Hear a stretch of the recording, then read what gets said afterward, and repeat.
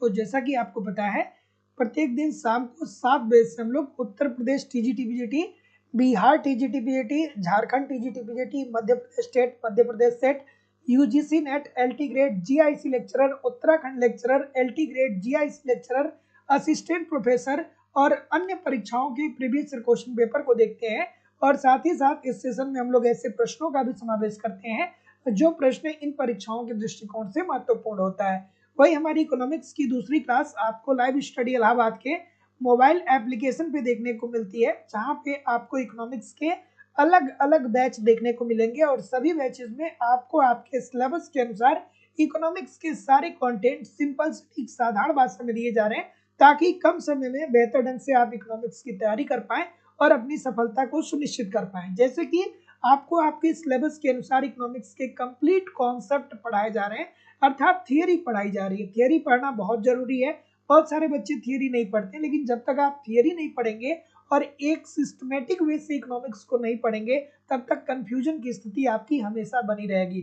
तो आपके इसी रिक्वायरमेंट को ध्यान में रखते हुए लाइव स्टडी इलाहाबाद के मोबाइल एप्लीकेशन पे सिंपल सटीक और साधारण भाषा में इकोनॉमिक्स की कंप्लीट थियरी पढ़ाई जा रही है, अर्थात कॉन्सेप्ट पढ़ाया जाता है। इसकी लाइव क्लास होती है। इनकेस लाइव क्लास में आप नहीं जुड़ पाते हैं तो बाद में आपको रिकॉर्डेड क्लास भी मिल जाता है, तो आप अपने समय के अनुसार क्लास को कभी भी देख सकते हैं। इसके अतिरिक्त आपको यहाँ पे नोट्स भी दिया जा रहा है, ताकि आप एक तरफ कॉन्सेप्ट को पढ़ते रहिए और दूसरी तरफ नोट्स के माध्यम से रिवीजन करते रहिए, क्योंकि बहुत सारे बच्चे एक तरफ पढ़ते हैं और दूसरे तरफ भूलते चले जाते हैं। तो नोट्स को रिवाइज करते रहिए। जब तक सिलेक्शन नहीं मिलता है तब तक कम से कम 1 घंटे रोज नोट्स को पढ़िए। इसके अतिरिक्त आपको टेस्ट सीरीज दिया जा रहा है, बहुत इंपॉर्टेंट भूमिका अदा करता है टेस्ट सीरीज। जब आप टेस्ट सीरीज देते हैं तो आप ये समझ पाते हैं कि आप कितने अच्छे से तैयारी कर रहे हैं, या आपके प्रश्न जो गलत हो रहे हैं वो इकोनॉमिक्स के किस चैप्टर से गलत हो रहे हैं, और जहां से भी गलत होते हैं उस चैप्टर को आप दोबारा पढ़िए, फिर अगला टेस्ट दीजिए, जिससे धीरे धीरे करके आपकी एक्यूरेसी भी बेहतर हो पाए। आपको प्रीवियस ईयर के क्वेश्चन पेपर भी दिए जा रहे हैं। अब डायरेक्टली इनडायरेक्टली आप देख सकते हैं कि शिक्षक भर्ती के अंतर्गत प्रीवियस ईयर से बहुत सारे प्रश्न देखने को मिलते हैं। 50% के आसपास डायरेक्टली इनडायरेक्टली प्रीवियस ईयर से ही प्रश्न पूछ लिए जाते हैं। तो आपको प्रीवियस ईयर के क्वेश्चन पेपर भी दिए जा रहे हैं और करेंट की भी क्लासेस करवाई जा रही है। मतलब सब कुछ मेरे द्वारा कवर कराया जा रहा है एक रणनीति के माध्यम से। अगर जो आप इसे ठीक तरीके से एप्लीकेशन पे फॉलो करते हैं, यूट्यूब पे प्रैक्टिस करते हैं, तो यार प्रश्न कहाँ से बनेगा। बहुत ही कम समय में बेहतर ढंग से आप इकोनॉमिक्स को सीख सकते हैं, समझ सकते हैं और सफलता को सुनिश्चित कर सकते हैं। अगर जो बात करें एडमिशन की, तो एडमिशन की जो फीस है वो केवल और केवल 2000 रुपये है, ठीक है। लेकिन आपको जो वैलिडिटी मिल रही है वो लाइफ टाइम की मिल रही है। मतलब अगर आप एक बार एडमिशन लेते हैं तो आप एक से ज्यादा बैच में भी पढ़ सकते हैं, या इन फ्यूचर में भी कोई वैकेंसी आती है और उसके लिए भी नया बैच प्रारंभ होता है तो आपको ऑटोमेटिक बैच में ऐड कर लिया जाएगा। आपको अलग से फीस सबमिट करने की जरूरत नहीं होगी। एडमिशन लेने के लिए आप डिस्क्रिप्शन बॉक्स में जाइए, एप्लीकेशन का लिंक दिया गया है, एप्लीकेशन को डाउनलोड कर लीजिए और वहां से डायरेक्ट आप कोर्स को परचेज कर सकते हैं। लेकिन डायरेक्ट कोर्स परचेज करने के बाद उसका स्क्रीनशॉट आप मुझे जरूर इस व्हाट्सएप नंबर पे सेंड कर दीजिएगा, ताकि मैं आपको बैच में ऐड कर दूंगा, बैच में ऐड करा दूंगा। तो आपको वहां पे सारे कंटेंट सिस्टमेटिक वे से देखने को मिलेंगे। या आपको किसी भी प्रकार की इंक्वायरी है, कोई भी इंक्वायरी है, तो आप इस नंबर पे मुझे कॉल या व्हाट्सएप मैसेज कर सकते हैं। सभी बैच उपलब्ध है उत्तर प्रदेश में। टीजीटी पीजीटी के लिए बैच अवेलेबल है। उत्तर प्रदेश वाले तो अब लग जाओ, क्योंकि अब यहाँ से मिस्टेक करेंगे तो फिर सब कुछ गड़बड़ हो जाएगा। फिर बिहार में टीजीटी पीजीटी का अलग बैच है, यूजीसी नेट का अलग बैच है। उत्तराखंड में टीजीटी और पीजीटी साथ साथ जेट के लिए भी बैच अवेलेबल है। मध्य प्रदेश में टेट और सेट के लिए बैच है। उत्तराखंड में लेक्चरर के लिए, और अलग अलग राज्यों में जो एलटी ग्रेड की परीक्षाएं होती है या जीआईसी लेक्चरर की परीक्षा होती है, या हरियाणा पीजीटी की बात करें, या अभी आपने देखा राजस्थान में भी वैकेंसी आई है। तो जो लोग भी एडमिशन लेना चाहते हैं ले सकते हैं, सभी बैचेज आपको अवेलेबल हो जाएंगे। और अगर जो केवल आपको इकोनॉमिक्स नोट का नोट चाहिए या केवल आपको टेस्ट सीरीज चाहिए तो वो भी अवेलेबल करा दिया जाएगा। आप डिस्क्रिप्शन बॉक्स में जाकर के एप्लीकेशन को डाउनलोड करके वहां से सारी चीजों को देख सकते हैं। चलिए, गुड इवनिंग एवरीबॉडी। अब हम लोग के सामने इस सेशन का पहला प्रश्न आपके सामने ये रहा कि निम्नलिखित में से कौन सा एक सत्य नहीं है। कौन सा एक सत्य नहीं है बेसिकली आपसे पूछा जा रहा है। क्या उत्तर है? अरे भाई चलिए, गुड इवनिंग एवरीबॉडी। एसएसपी जी, रंजीत कुमार जी, प्रभाकर जी, अक्षय जी, सदानंद जी, अफजल हसन जी, ज्योति जी, राजन सिंह जी, ललिता जी, ठीक है। सभी लोगों से निवेदन है कि वीडियो को एक बार लाइक और शेयर जरूर कर दिया करिए, ठीक है। तो जितने लोग भी क्या बोल रहे हैं, सी बोल रहे हैं, सभी लोग का उत्तर ठीक हो जाएगा कि जो श्रेष्ठ वस्तुएं होती हैं ना, उनके लिए आय प्रभाव शून्य नहीं होता है, ठीक है। जैसे देखिए, हम बार बार ये बात करते हैं ना कि जो श्रेष्ठ वस्तुएं होती हैं या जो विलासिता की वस्तुएं होती हैं, इसमें आय प्रभाव शून्य नहीं होता है। इसका क्या मतलब हुआ? तो इसके मतलब को समझने के लिए सबसे पहले आपको 3-4 बातें समझ में आनी चाहिए कि सामान्य वस्तुएं क्या होती हैं। तो सामान्य वस्तुएं ऐसी वस्तुएं होती हैं जो डेली लाइफ में आप यूज करते हैं, जैसे कि आटा हो गया, चावल हो गया, दाल हो गया, तेल हो गया। तो सामान्य वस्तुओं के संदर्भ में आय प्रभाव धनात्मक होता है। इट मीन्स आय प्रभाव धनात्मक होने का मतलब ये होता है कि जब आपकी आय में वृद्धि होती है तो इन वस्तुओं पे व्यय को आप बढ़ाते हैं, अर्थात आय बढ़ती है तो इन वस्तुओं की मांग को भी आप क्या कर देते हैं, बढ़ा देते हैं। अगर जो आय बढ़ता है तो इन वस्तुओं की मांग को भी आप क्या कर देते हैं, बढ़ा देते हैं। और दूसरा है कि निम्न वस्तुओं के संदर्भ में आय प्रभाव ऋणात्मक होता है। अब देखिए, बात तो ये भी ठीक है, क्योंकि जब आपकी आय बढ़ती है तो निम्न श्रेणी की वस्तुएं अर्थात गिफिन वस्तुएं, आज ही एप्लीकेशन पे पढ़ा रहा था, तो गिफिन वस्तुएं ऐसी निम्न श्रेणी की वस्तुएं होती हैं जब लोगों की आय में वृद्धि आती है तो लोग इसके मांग को न बढ़ा करके इसकी मांग में कमी कर देते हैं, क्योंकि इन वस्तुओं की स्थापन वस्तुएं होती हैं। तो अगर जो आय में वृद्धि होती है तो मांग में क्या आ जाती है, कमी आ जाती है। तो बात तो ये भी ठीक है। और श्रेष्ठ वस्तुओं के संदर्भ में आय प्रभाव शून्य होता है, नहीं भैया, श्रेष्ठ वस्तुओं के संदर्भ में आय प्रभाव क्या होता है, धनात्मक देखने को मिलता है। श्रेष्ठ वस्तुएं या विलासिता की वस्तुएं, ठीक है, तो इसमें क्या होता है कि विलासिता की वस्तुओं के संदर्भ में जब आपकी आय में वृद्धि होती है तो इन वस्तुओं की मांग को भी आप क्या कर देते हैं, बढ़ा देते हैं। तो जितने लोग भी सी बोल रहे हैं बिल्कुल ठीक बोल रहे हैं। तो ध्यान रखिएगा, सामान्य वस्तु जो डेली लाइफ में आप यूज करते हैं, और ऐसी स्थिति में जब आपकी आय बढ़ती है तो इन वस्तुओं की मांग को भी आप बढ़ा देते हैं। वहीं दूसरी तरफ निम्न वस्तुएं अर्थात गिफिन वस्तुओं की बात हो रही है। गिफिन वस्तुएं ऐसी निम्न श्रेणी की वस्तुएं होती हैं जहां पे बाजार का नियम लागू नहीं होता है, अर्थात बाजार का नियम हमें ये बताता है कि जब लोगों की आय में वृद्धि होगी तो लोग अपने मांग को बढ़ाएंगे, लेकिन गिफिन वस्तुओं के संदर्भ में ऐसा नहीं होता है। यहाँ पे क्या होता है कि लोगों की जब आय में वृद्धि होती है तो लोग इस वस्तु की मांग को कम कर लेते हैं। और श्रेष्ठ वस्तुओं के संदर्भ में क्या होता है कि जब आय बढ़ता है तो जितनी तेजी से आय बढ़ता है उससे ज्यादा लोग अपनी मांग को बढ़ाते हैं। तो ये क्या होता है, ये धनात्मक होता है। और यहाँ पे क्या दिया गया है कि शून्य होता है। तो जितने लोग भी सी बोल रहे हैं सभी लोग का उत्तर यहाँ पे बिल्कुल ठीक हो जाएगा। अगला प्रश्न, काब डगलस उत्पादन फलन में उत्पत्ति के कितने साधनों पे विचार किया गया है? काब डगलस उत्पादन फलन में उत्पत्ति के कितने साधनों पे विचार किया गया है? अब अगर जो आपने काब डगलस उत्पादन फलन को पढ़ा होगा तो काब डगलस उत्पादन फलन के अंतर्गत काब डगलस साहब ने कहा था कि जो उत्पादन होता है ना, जब किसी वस्तु का उत्पादन होता है तो इसमें उत्पादन के दो साधन लगे होते हैं। अगर जो किसी वस्तु का उत्पादन हो रहा है तो उत्पादन के दो साधन लगे होते हैं, एक होता है श्रम, ठीक है, श्रम, और दूसरा क्या होता है, पूंजी। श्रम और पूंजी, श्रम जो है वो 3/4 लगता है, 3/4, और पूंजी जो है वो 1/4 लगता है। इसी वजह से प्रतिस्थापन की लोच बार बार बार बार पूछता है कि प्रतिस्थापन की लोच क्या होती है। तो 3/4 प्लस 1/4, इसको सॉल्व करेंगे तो 1 हो जाएगा। तो काब डगलस उत्पादन फलन में प्रतिस्थापन की लोच क्या होती है, इकाई के बराबर होती है। लेकिन उत्पादन फलन में कितने उत्पादन के साधन लगे होते हैं? तो 2 उत्पादन के साधन लगे होते हैं। अर्थात अगर कोई फर्म या उद्योग या कोई उत्पादक किसी वस्तु का उत्पादन करता है, तो ये बात काब डगलस साहब ने कहा था अपने उत्पादन फलन में। तो काब डगलस साहब ने अपने उत्पादन फलन में ये बात कही थी कि अगर जो किसी वस्तु का उत्पादन हो रहा है तो उसमें उत्पादन के दो साधन लगेंगे, एक लगेगा श्रम और दूसरा लगेगा पूंजी।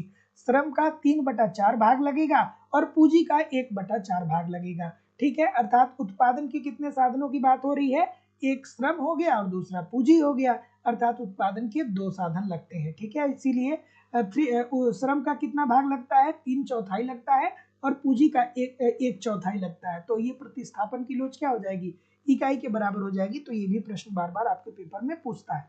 अगला प्रश्न, मांग की आड़ी लोच होती है, खूबसूरत सा प्रश्न है। आज का जो सेशन है उसमें थोड़ा सा थोड़ा सा प्रश्न आपको ट्रेडिशनल देखने को मिल सकते हैं जो लगातार परीक्षाओं में बार बार पूछे गए हैं, लेकिन ये प्रश्न बड़ा कंफ्यूजन क्रिएट करने वाले होते हैं, तो उस हिसाब से आज के सेशन को करिएगा, है ना। ये ट्रेडिशनल प्रश्न है, बार बार पूछे जाते हैं। मांग की लोच का फॉर्मूला क्या होता है? कमेंट करके सभी लोग बताओ, मैं रोज बताता हूं। मांग की आड़ी लोच का फॉर्मूला क्या होता है? ठीक है, डी बोल रहे हैं, सभी लोग डी बोल रहे हैं।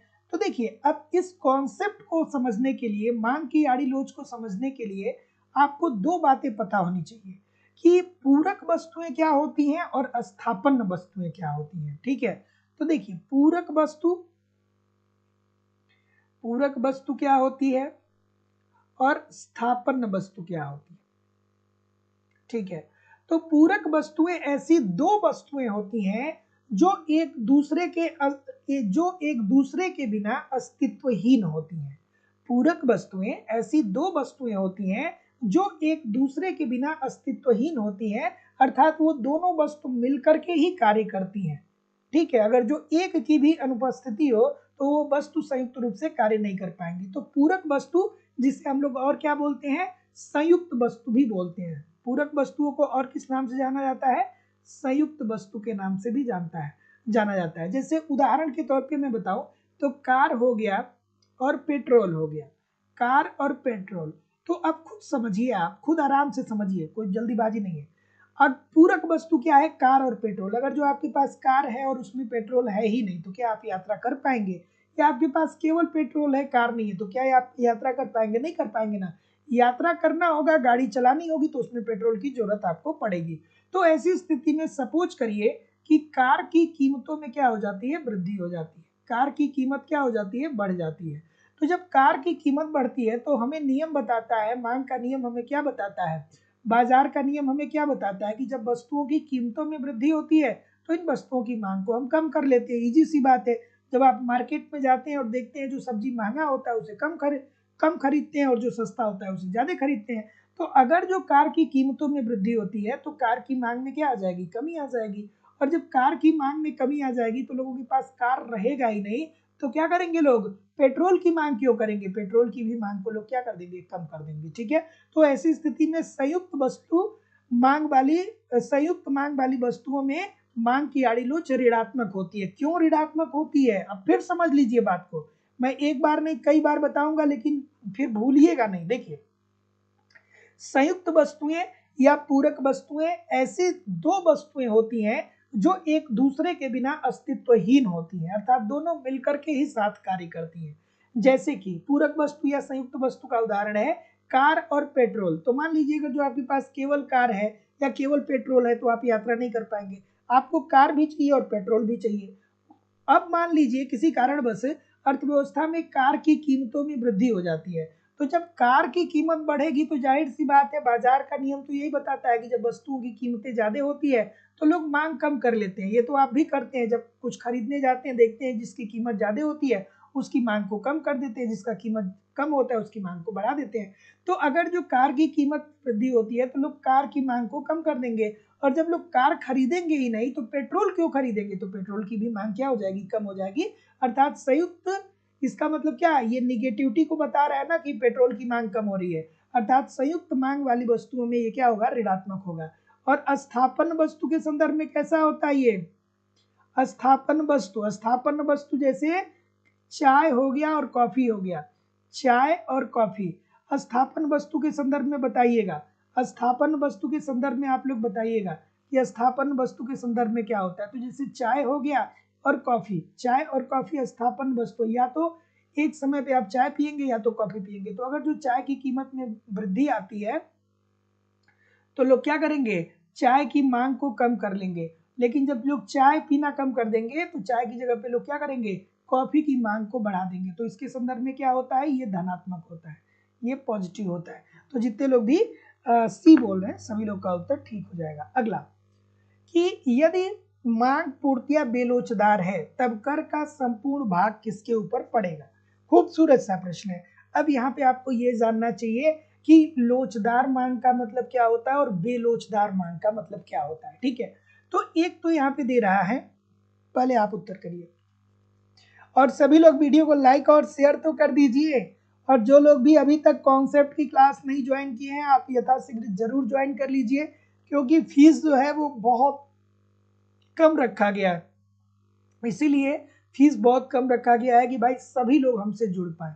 अगर जो आप एप्लीकेशन और यूट्यूब पे दोनों जगह हमसे जुड़े रहेंगे तो आपको मैं इतना सारा कंटेंट दूंगा, इतनी सारी चीज़ें स्ट्रेटजी के तहत आपको प्रोवाइड की जाएंगी कि बस आप मेहनत तो करिए। आप मेहनत करेंगे तो देखिएगा बहुत कम समय में बेहतर ढंग से आप सब कुछ सीख जाएंगे। और फिर जब आप परीक्षा देंगे तो आप देखिएगा मैक्सिमम चीज़ें आपको यहीं से मिल जाएंगी। क्योंकि मैं रोज क्लास आप लोगों की लेता हूँ, चाहे एप्लीकेशन की बात करें चाहे यूट्यूब की बात करें। मैं 365 दिन आप लोगों के साथ रहता हूँ।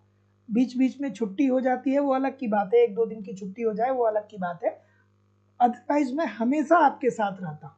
तो आप अगर जो मैक्सिमम चाहते हैं कि आप बिल्कुल ठीक तरीके से सारी चीज़ों को एनालाइज करके पढ़ें, तो आपको एप्लीकेशन और यूट्यूब पे तो मुझे जुड़ना ही पड़ेगा। दोनों क्लास आपको 1-1.5 घंटे एप्लीकेशन और 1-1.5 घंटे यूट्यूब पे क्लास करनी होगी। तो जो लोग भी एडमिशन लेना चाहते हैं, डिस्क्रिप्शन बॉक्स में जाकर के एप्लीकेशन का लिंक दिया गया, एप्लीकेशन को डाउनलोड करके डायरेक्ट कोर्स परचेज कर लीजिएगा। या किसी भी इंक्वायरी के लिए आप जो ये नीचे नंबर आ रहा है इस नंबर पे आप मुझे कॉल या व्हाट्सएप मैसेज कर सकते हैं। लाइफ टाइम की वैलिडिटी भी आपको मिल रही है, मतलब एक बार के बाद फिर आपको दोबारा फीस सबमिट करने की जरूरत नहीं होगी। अगला प्रश्न कि मांग पूर्तिया बेलोचदार है। अब देखिए दो बातें मैंने आपको बताया कि एक मांग बेलोचदार का मतलब क्या होता है। मांग बेलोचदार का मतलब ये होता है कि उपभोक्ता अपने मांग में परिवर्तन नहीं कर सकता है। उपभोक्ता अपने मांग में परिवर्तन नहीं कर सकता। अर्थात अगर जो वस्तु की कीमतों में वृद्धि या कमी भी हो जाए तो एक उपभोक्ता उस वस्तु की मांग में परिवर्तन नहीं कर सकता है।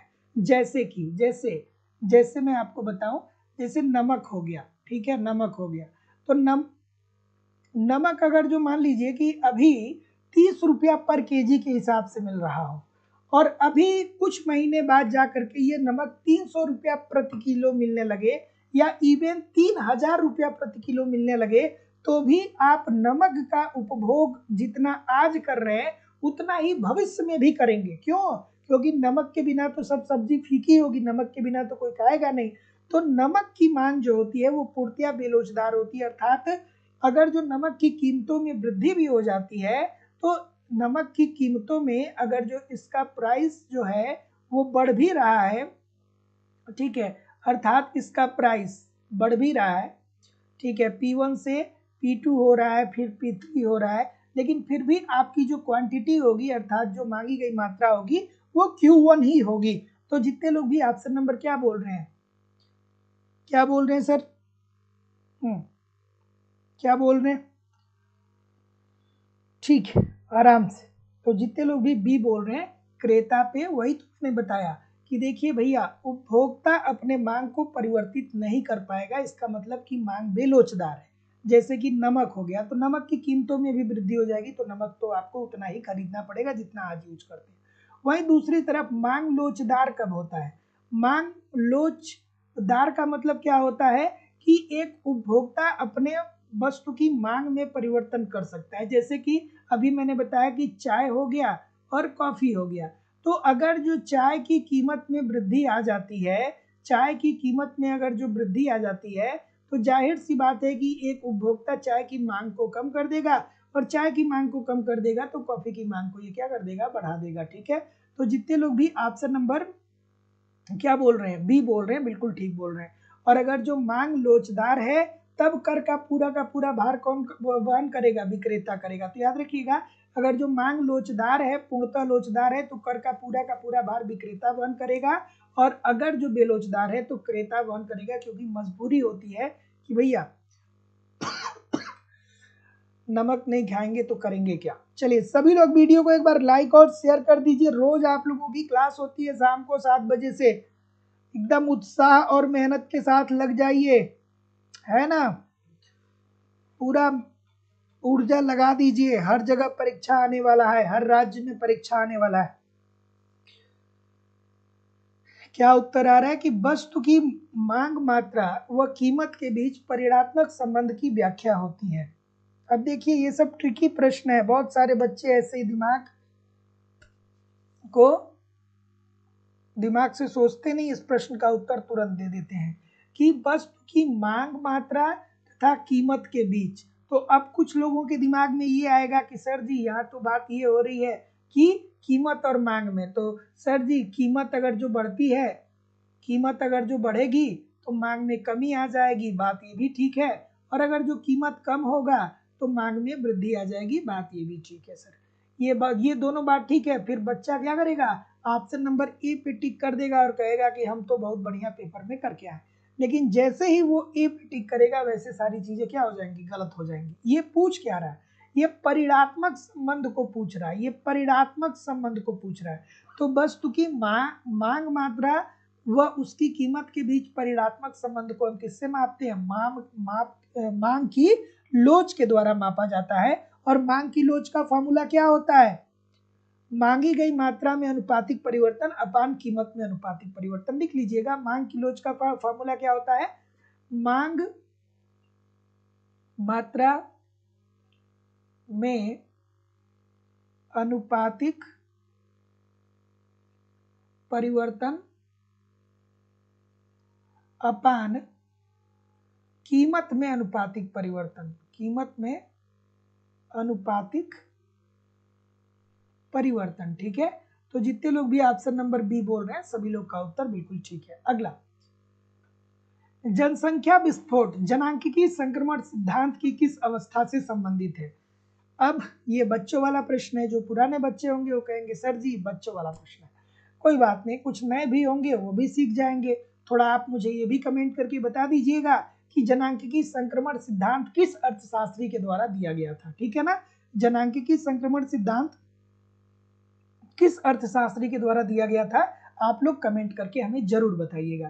तो देखिए जो जनांकिकी संक्रमण सिद्धांत दिया गया था ना, इसमें जनसंख्या को 3 भागों में डिवाइड किया गया था। किसके आधार पे, देश के विकास के आधार पे। ठीक है, देश के विकास के आधार पे जनसंख्या को 3 भागों में डिवाइड किया गया था। इसका मतलब क्या था, तो इसका मतलब ये था कि थॉमसन साहब थे, थॉमसन, ठीक है, थॉमसन साहब एक अर्थशास्त्री हुए जिन्होंने जनसंख्या संक्रमण सिद्धांत दिया। और इसमें इन्होंने ये कहा कि कोई भी अर्थव्यवस्था है, चाहे वो अमेरिका आज जहां पे दिख रहा है, चाहे भारत आज जहां पे दिख रहा है, चाहे नेपाल जहां पे दिख रहा है, चाहे पाकिस्तान जहां पे दिख रहा है, जब इन देशों का विकास होता है तो जनसंख्या के 3 चरणों से होकर के ये देश गुजरते हैं। तो प्रथम चरण में ये बताते हैं कि जब अर्थव्यवस्था में परंपरागत समाज होता है, अर्थात मंदी होती है, अर्थात अर्थव्यवस्था जब पिछड़ा हुआ होता है, जब कोई अर्थव्यवस्था अल्प विकसित है या पिछड़ा हुआ है, तो वहां पे मांग व पूर्ति अपने न्यूनतम बिंदु पे होता है और लोगों के अंदर इनसिक्योरिटी होती है। लोगों के पास उतना ज्यादा शिक्षा नहीं होता है, लोगों के पास उतना ज्यादा ज्ञान नहीं होता है, लोगों की का जो दिमाग होता है वो सीमित होता है। लोगों को ऐसा लगता है कि हम अगर जो 10 बच्चे पैदा करेंगे तो 10 लाठी हमारे पास रहेगा, तो गांव वाले हमको कुछ बोलेंगे नहीं। तो प्रथम अवस्था में जब अल्प विकसित अर्थव्यवस्था होती है और जनसंख्या पिछड़ी हुई होती है तो जन्म दर बहुत ज्यादा होता है, क्योंकि लोगों को ये लगता है कि हमारे ज्यादा बच्चे होंगे, तो ज्यादा बच्चे जब होंगे तो कहीं अगर जो मारपीट भी करना होगा कहीं पे मारपीट भी करना होगा, या कोई मुझे दूसरा व्यक्ति दबा नहीं सकता है बलपूर्वक, क्योंकि उस समय उतनी ज्यादा शिक्षा होती नहीं है अल्प विकसित देशों में। लेकिन वहीं दूसरी तरफ जब शिक्षा नहीं होगी तो पोषक पदार्थ भी नहीं ले पाएंगे और स्वास्थ्य सुविधाएं भी नहीं ले पाएंगे, तो जन्म दर भी ज्यादा होगी और मृत्यु दर भी ज्यादा होगी, मृत्यु दर भी ज्यादा हो जाएगी। ठीक है, दूसरी अवस्था जब आती है तो कहते हैं कि भैया अब जो देश है वो विकास के तरफ अग्रसर हो गई है, मतलब अब देश में थोड़ी बहुत आर्थिक क्रियाएं सुचारू रूप से चल रही हैं और स्वास्थ्य सुविधाओं का विकास हो गया है। लेकिन जन्म दर अभी भी बढ़ा रहता है, जन्म दर क्या होता है, अभी भी बढ़ा रहता है, लेकिन चूंकि स्वास्थ्य सुविधाएं बेहतर हो चुकी हैं तो मृत्यु दर में क्या आ जाती है, कमी आ जाती है। तो जब मृत्यु दर में कमी आती है तो यही जनसंख्या विस्फोट की अवस्था होगी। जनसंख्या विस्फोट की अवस्था होगी, यही जनसंख्या विस्फोट की अवस्था होगी, दूसरी अवस्था, क्योंकि जन्म दर ज्यादा होगा, मृत्यु दर कम होगा। और वहीं तीसरी तरफ जब जनसंख्या समृद्धि की स्थिति पे आती है, जहाँ पे इस समय जहाँ पे इंग्लैंड है या इस समय जहाँ पे अमेरिका है, तो अब लोगों को लॉ के प्रति, कानून के प्रति सब पता है, बढ़िया हर जगह व्यवस्था है, तो अब लोग सोचते हैं कि कम बच्चे पैदा होंगे तो भी ठीक है, जन्म दर भी कम हो जाता है, और मृत्यु दर, चूंकि स्वास्थ्य सुविधाएं बेहतर हो चुकी हैं तो मृत्यु दर भी कम हो जाता है। तो ये होता है जनसंख्या की आदर्श स्थिति। तो प्रश्न पूछा जाता है कि जनसंख्या की आदर्श स्थिति कौन सी है, तो तीसरी स्थिति जो है वो आदर्श स्थिति है, और दूसरी स्थिति जो है वो जनसंख्या विस्फोट की स्थिति है। तो जितने लोग भी बी कर रहे हैं ठीक कर रहे हैं। अगला कि एक उपभोक्ता के रूप में आप क्या करेंगे। अब देखिए, दो शब्द मैं बता रहा हूं, इसको पूरी जिंदगी भर याद रखिएगा। उपभोक्ता जो होता है ना, एक जो उपभोक्ता होता है, जैसे जो आप हैं, तो आप अपने उपयोगिता को अधिकतम करते हैं। अब आप क्या करते हैं, अपने उपयोगिता को अधिकतम करते हैं।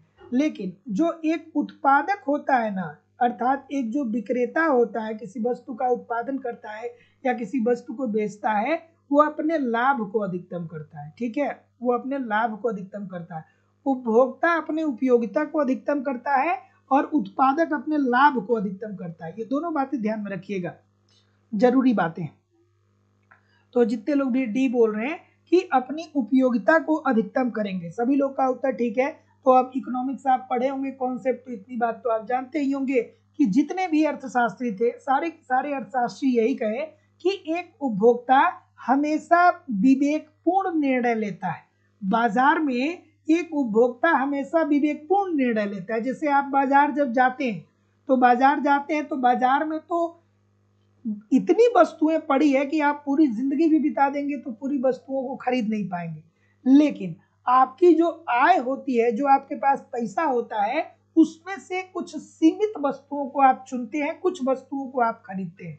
तो वो कुछ वस्तु आप खरीदते हैं, इट मीन्स कि आप अपने उपयोगिता को अधिकतम कर रहे हैं। अगर जो आप 200 रुपये मार्केट लेकर के सब्जी खरीदने जा रहे हैं, तो ऐसा नहीं करेंगे कि 200 रुपये चाय पी करके चले आएंगे, 200 रुपये का 200 रुपये का कॉफी पी के चले आएंगे। 200 रुपये में आलू भी खरीद लेंगे, प्याज भी खरीद लेंगे, थोड़ा एक गोभी भी खरीद लेंगे। इट मीन्स कि आप अपने उपयोगिता को अधिकतम करेंगे।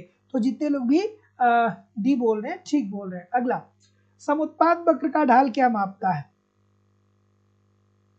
सभी लोग वीडियो को लाइक और शेयर कर दिया करिए। समुत्पाद वक्र का ढाल क्या मापता है। समुत्पाद वक्र क्या बताता है भाई। एक प्रश्न पूछता है कि समुत्पाद वक्र प्रतिस्थापन की घटती दर को मानता है कि बढ़ती दर को मानता है। सभी लोग कमेंट करके बताइएगा, सभी लोग कमेंट करके जरूर ये बात बताइएगा जो मैं आपसे पूछ रहा हूं कि समुत्पाद वक्र प्रतिस्थापन की सीमांत दर को बढ़ता हुआ मानता है कि घटता हुआ मानता है। सभी लोग कमेंट करके बताइए। और समुत्पाद वक्र होता क्या है, देखिए जितना ये टेढ़ा दिख रहा है ना, उतना ही ये आसान है। समुत्पाद वक्र जितना टेढ़ा दिख रहा है उतना ही आसान है। समुत्पाद वक्र ये बताता है या ये प्रदर्शित करता है कि उत्पादन के दो अलग अलग साधनों से यदि उत्पादन की समान मात्रा प्राप्त होती है तो उसे ही प्रदर्शित करने वाले वक्र को समुत्पाद वक्र कहा जाता है। ठीक है, अब ध्यान से समझिएगा कि समुत्पाद वक्र उत्पादन के दो साधनों के उन संभावित संयोग को प्रदर्शित करता है जिसके प्रयोग से एक उत्पादक समान मात्रा में उत्पादन प्राप्त करता है। ठीक है, फिर ध्यान से सुन लीजिए, गलती नहीं होना चाहिए। एक बार मेरी बात सुन लीजिए, अच्छे से दिमाग में बैठा लीजिए, जिंदगी में फिर कभी दोबारा गलत नहीं होगा। तो समुत्पाद वक्र उत्पादन के दो साधन, अब उत्पादन के दो साधन कौन कौन से हो सकते हैं। एक श्रम हो सकता है, पूंजी हो सकता है। ठीक है, उत्पादन के साधन यही सब तो होते हैं, श्रम होता है, पूंजी होता है, तकनीकी होता है, भूमि होता है। तो समुत्पाद वक्र क्या बताता है कि उत्पादन के दो साधन, जैसे एक श्रम हो गया और दूसरा पूंजी हो गया, तो समुत्पाद वक्र उत्पादन के दो साधन के उन संभावित संयोग को प्रदर्शित करते हैं जिसके प्रयोग से उत्पादक को समान मात्रा में उत्पादन प्राप्त होता है। तो जितने लोग भी ऑप्शन नंबर यहाँ पे क्या बोल रहे हैं, ए बोल रहे हैं, सभी लोग का उत्तर ठीक, बिल्कुल ठीक है, प्रतिस्थापन की सीमांत दर को। और प्रतिस्थापन की सीमांत दर कैसी होती है, घटती हुई होती है, घटती दर से होती है। ठीक है, घटती दर से। अब इसको गहराई से पढ़ने के लिए आपको कॉन्सेप्ट तो पढ़ना पड़ेगा भाई। और ये जो लोग भी एडमिशन लिए हैं, आप जा करके एप्लीकेशन पे ठीक से पढ़िए, ये सारी चीज़ें आपको पढ़ाई गई हैं या सारी चीज़ें आपके बैच में पढ़ाई जाएंगी, ठीक है ना। ये एक बार पढ़ लेंगे पूरी जिंदगी भर भूलेगा नहीं। इकोनॉमिक्स बहुत आसान सा सब्जेक्ट है, बस इसके कॉन्सेप्ट को एक बार समझ लीजिए, एक बार समझ। अब जो लोग इस प्रश्न को समझे होंगे ना, वो कहेंगे सर ये भी बच्चों वाला प्रश्न है, लेकिन ठीक है। चलिए बताइए क्या उत्तर आ रहा है भाई? ए है ना। तो जितने लोग भी ए बोल रहे हैं सभी लोग का उत्तर यहाँ पे बिल्कुल ठीक है कि कुल उपयोगिता अधिकतम कब होगी? तो जहां पे सीमांत उपयोगिता शून्य हो जाती है। अब आपको याद आना चाहिए कौन? गॉसेन का प्रथम नियम क्या बताते हैं कि जैसे जैसे किसी वस्तु की उत्तरोत्तर इकाइयों को बढ़ाते चले जाते हैं, उससे मिलने वाली उपयोगिता कम होने लगती है, ठीक है। और जब उससे मिलने वाली उपयोगिता कम होने लगती है तो उस वस्तु की मांग को हम क्या कर देते हैं? कम कर देते हैं, या उस वस्तु की मांग को बंद कर देते हैं। तो जितने लोग भी इसको कई तरीके से, अब इसको आप पढ़ सकते हैं, अगर जो सीमांत उपयोगिता के कॉन्सेप्ट को जानते होंगे तो भी आप वहां से भी इसको हल कर सकते हैं। तो कुल उपयोगिता अधिकतम जब होती है तो सीमांत उपयोगिता क्या हो जाती है? शून्य हो जाती है। तो जितने लोग भी ए बोल रहे हैं ठीक बोल रहे हैं। अब देखिए सीमांत उपयोगिता क्या होती है, ये सब मैं पढ़ा रहा हूँ एप्लीकेशन पे, ये सब मैं सब पूरी शब्दावली को पढ़ा रहा हूँ। मैं 4 5 से 6 क्लास ले रहा हूँ एप्लीकेशन पे, जहाँ पे इकोनॉमिक्स की सारी शब्दावलियों को मैं बार बार डिस्क्राइब कर रहा हूँ, क्योंकि इन शब्दावलियों को नहीं समझेंगे तो चीज़ें नहीं हो पाएंगी समझ में। अब ये भी प्रश्न बहुत आसान सा है कि आयताकार अतिप्रबल वक्र की लोच बराबर होती है। आयताकार अतिप्रबलय कुछ इसी तरीके का तो होता है ना, आयताकार अतिप्रबलय। तो इसके अंतर्गत क्या होता है, क्या होता है कि मूल्य लोच इकाई के बराबर होता है, ठीक है। यहाँ पे क्या होता है? क्वांटिटी होती है, मात्रा होता है। और यहाँ पे क्या होता है? वस्तु की कीमत होती है। यहाँ पे क्या होती है? वस्तु की कीमत होती है, ठीक है। तो अगर जो मान लीजिए कि किसी वस्तु की कीमत कम है, ठीक है, तो आप ज्यादा उस वस्तु की मांग करेंगे, अर्थात अगर जो कीमत P1 है तो आप Q1 किसी वस्तु का मांग करेंगे। लेकिन अगर जो अब कीमतों में वृद्धि हो जा रही है, अब P1 से कीमत बढ़ के P2 हो जा रहा है, तो फिर आप क्या करेंगे? जाहिर सी बात है कि मांगी गई मात्रा में कमी करेंगे, अर्थात आप Q2 पे चले आएंगे। फिर अगर जो फिर कीमत में वृद्धि हो रही है तो कीमत अब मान लीजिए कि यहाँ पे आकर के P3 हो जा रही है, कीमत P3 हो जा रही है, अर्थात जब कीमत बढ़ रही है तो मांगी गई मात्रा में आप फिर क्या कर देंगे? कमी ला देंगे, अर्थात ये Q3 हो जाएगा, ठीक है। तो क्या उत्तर आ रहा है? एक के बराबर ना। तो जितने लोग भी ए बोल रहे हैं बिल्कुल ठीक बोल रहे हैं। Option number A according to the question this is the right answer हो जाएगा। तो याद रखिएगा कि ऐसा मांग वक्र जिसके प्रत्येक बिंदु अर्थात कीमत पर मूल्य लोच इकाई के बराबर होता है तो वह वक्र आयताकार अतिप्रबलय होता है। तो जितने लोग भी ऑप्शन नंबर ए बोल रहे हैं ठीक बोल रहे हैं। अगला, अब देखिए ये प्रश्न देखिए, इसमें तो पूरी इकोनॉमिक्स की कहानी आपको याद आनी चाहिए, पूरी इकोनॉमिक्स का महाभारत आपको याद आना चाहिए, क्योंकि इकोनॉमिक्स में बहुत सारी ऐसी थियरी रही जो क्लासिकल अर्थशास्त्रियों ने दिया, लेकिन जब बाद में किन साहब आते हैं तो किन साहब इन सभी लोगों की आलोचना करते हैं। जैसे प्रतिष्ठित अर्थशास्त्री जब आए थे तो उन्होंने कहा था कि हमें सेविंग करना चाहिए, बचत करना चाहिए, हमें मूल्य का बचत करना चाहिए ताकि भविष्य में चल करके हम अपनी निवेश क्षमता को बढ़ा पाए।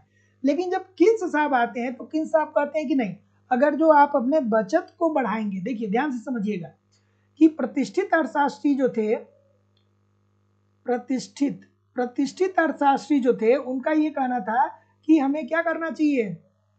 मूल्य का संचय करना चाहिए, मूल्य का संचय करना चाहिए ताकि हमारी बचत ज्यादा हो, और जब हमारी बचत ज्यादा होगी तो भविष्य में हम अपने निवेश को बढ़ा देंगे, भविष्य में इससे क्या होगा?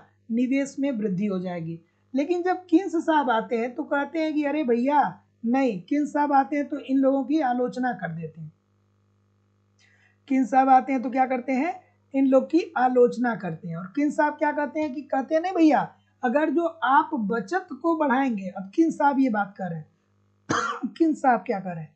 तो किन साहब कह रहे हैं कि नहीं भैया, अगर जो आप अपने बचत को बढ़ाएंगे, तो जब बचत को बढ़ाएंगे तो आपका वर्तमान निवेश जो होगा वो कम हो जाएगा, क्योंकि पैसा तो आप अपने जेब में रख लेंगे, तो वर्तमान निवेश कम हो जाएगा, तो उत्पादन भी क्या होगा, कम होगा, और जब उत्पादन कम होगा तो आपकी देश की राष्ट्रीय आय में क्या आ जाएगी, कमी आ जाएगी, अर्थात आपका देश आर्थिक विकास नहीं कर पाएगा। तो जितने लोग भी ऑप्शन नंबर यहाँ पे क्या बोल रहे हैं, बी बोल रहे हैं, सभी लोग का उत्तर ठीक हो जाएगा कि आय में गिरावट आ जाएगी। तो दिए हुए कुल विनियोग व्यय के लिए बचत प्रवृत्ति में वृद्धि से क्या होगा, तो जो प्रतिष्ठित अर्थशास्त्री थे उन्होंने क्या बोला था, उन्होंने कहा था कि हमें मूल्य का संचय करना चाहिए, ताकि वर्तमान में हम बचत करेंगे तो भविष्य में हम अपने निवेश को बढ़ा सकेंगे। लेकिन किन्स आते हैं तो इनकी आलोचना कर देते हैं। किन्स आप कहते हैं नहीं भैया, बचत आप बढ़ाएंगे तो निवेश कम होगा, निवेश कम होगा तो उत्पादन कम हो जाएगा, और उत्पादन कम होगा तो राष्ट्रीय आय कम होगी, और राष्ट्रीय आय कम होगी तो जाहिर सी बात है कि लोगों की आय में गिरावट देखने को मिलेगा। So option number B. अगला, कि यदि आय में 5,000 करोड़ की वृद्धि से बचत में 500 करोड़ की वृद्धि हो जाए तो सीमांत उपभोग प्रवृत्ति होगी। खूबसूरत सा प्रश्न है, कंपटीशन में हजारों बच्चों से ये आपको आगे कर देगा, कंपटीशन में ये हजारों बच्चों से आपको एक प्रश्न आगे कर देगा। और जो लोग भी अभी तक लाइव स्टडी इलाहाबाद के मोबाइल एप्लीकेशन पे इकोनॉमिक्स के कॉन्सेप्ट की क्लास नहीं ज्वाइन किए हैं, आप यथाशीघ्र ज्वाइन कर सकते हैं। वहाँ पे इकोनॉमिक्स के अलग अलग बैच चलाए जाते हैं, और एक रणनीति के तहत आपको इकोनॉमिक्स के सारे कंटेंट सिंपल सटीक साधारण भाषा में दिए जाते हैं। जैसे कि आपको आपके सिलेबस के अनुसार इकोनॉमिक्स के सारे कॉन्सेप्ट सिंपल सटीक साधारण भाषा में पढ़ाए जाते हैं। इसकी लाइव क्लास होती है, लाइव क्लास में नहीं जुड़ते हैं तो बाद में आपको रिकॉर्डेड क्लास मिल जाता है, तो आप अपने समय के अनुसार कभी भी क्लास को ज्वाइन कर सकते हैं। इसके अतिरिक्त कंप्लीट इकोनॉमिक्स का नोट्स भी दिया जा रहा है, ताकि आप एक तरफ कॉन्सेप्ट को पढ़िए, दूसरी तरफ नोट्स के माध्यम से रिवीजन करते रहिए। बहुत सारे बच्चे ये गलती करते हैं, एक तरफ पढ़ते हैं दूसरी तरफ भूलते हैं, नहीं ऐसा नहीं करना है। आप कॉन्सेप्ट पढ़िए, फिर वहां पे जो मैं नोट्स दे रहा हूँ उसको रोज 1 घंटे कम से कम पढ़िए, जब तक सिलेक्शन न मिल जाए। आपको टेस्ट सीरीज दिया जा रहा है, सप्ताह में 1 या 2 टेस्ट रोज, सप्ताह में 1 या 2 टेस्ट दीजिए, अपना इवेल्युएशन करिए कि आपकी तैयारी कैसी चल रही है, आपके एग्जाम में किस प्रकार के प्रश्न आते हैं, और जहां भी गलतियां हो रही है उसमें सुधार करिए, ताकि आपकी एक्यूरेसी बेहतर हो पाए। आपको प्रीवियस ईयर के क्वेश्चन पेपर भी दिए जा रहे हैं, डायरेक्टली इनडायरेक्टली बहुत सारे प्रश्न प्रीवियस ईयर से पूछे जाते हैं, और करंट की भी क्लासेस करवाई जा रही है। सब कुछ कवर कराना हमारी जिम्मेदारी है, बस आप ईमानदारी से एप्लीकेशन पे मुझे फॉलो करिए, यूट्यूब पे प्रैक्टिस करिए यार, कहाँ से प्रश्न बनेगा, सब कुछ कवर होने वाला है। डिस्क्रिप्शन बॉक्स में जाइए, एप्लीकेशन का लिंक दिया गया, एप्लीकेशन को डाउनलोड करके वहां से डायरेक्ट कोर्स को परचेज कर सकते हैं, या अगर जो डायरेक्ट नहीं परचेज कर पा रहे हैं तो किसी भी इंक्वायरी के लिए आप मुझे इस नंबर पे कॉल कर सकते हैं या व्हाट्सएप मैसेज कर सकते हैं, नीचे भी नंबर आ रहा है। बस आप इत्मीनान से मुझे एप्लीकेशन और यूट्यूब पे दोनों जगह 1-1, 1.5 घंटे फॉलो करिए, कहीं कोई दिक्कत आपको नहीं होने वाली है, बशर्ते मेहनत करेंगे तो। चलिए, क्या उत्तर आ रहा है भाई, क्या उत्तर आ रहा है? तो देखिए, अब यहाँ पे आपको ये देखना पड़ेगा कि सर जी ठीक है, अब गुणक से ही ये प्रश्न है, क्योंकि गुणक और सीमांत उपभोग प्रवृत्ति में संबंध पाया जाता है। हमें आप प्रोसेस बताइए, ABCD मत बताइए, इसका फॉर्मूला क्या होगा, इसका फॉर्मूला क्या होगा? लाइफ टाइम की वैलिडिटी के साथ एडमिशन फीस केवल और केवल 2,000 रुपए है। तो देखिए, अगर जो हम बात करें MPC इज इक्वल टू क्या होता है, MPC is equal to delta C upon delta Y होता है ना, delta C upon delta Y होता है। अब चूंकि ये भी बात सही होती है कि जो डेल्टा वाई होता है, डेल्टा वाई जो होता है वो क्या होता है, delta C minus delta S होता है, ठीक है।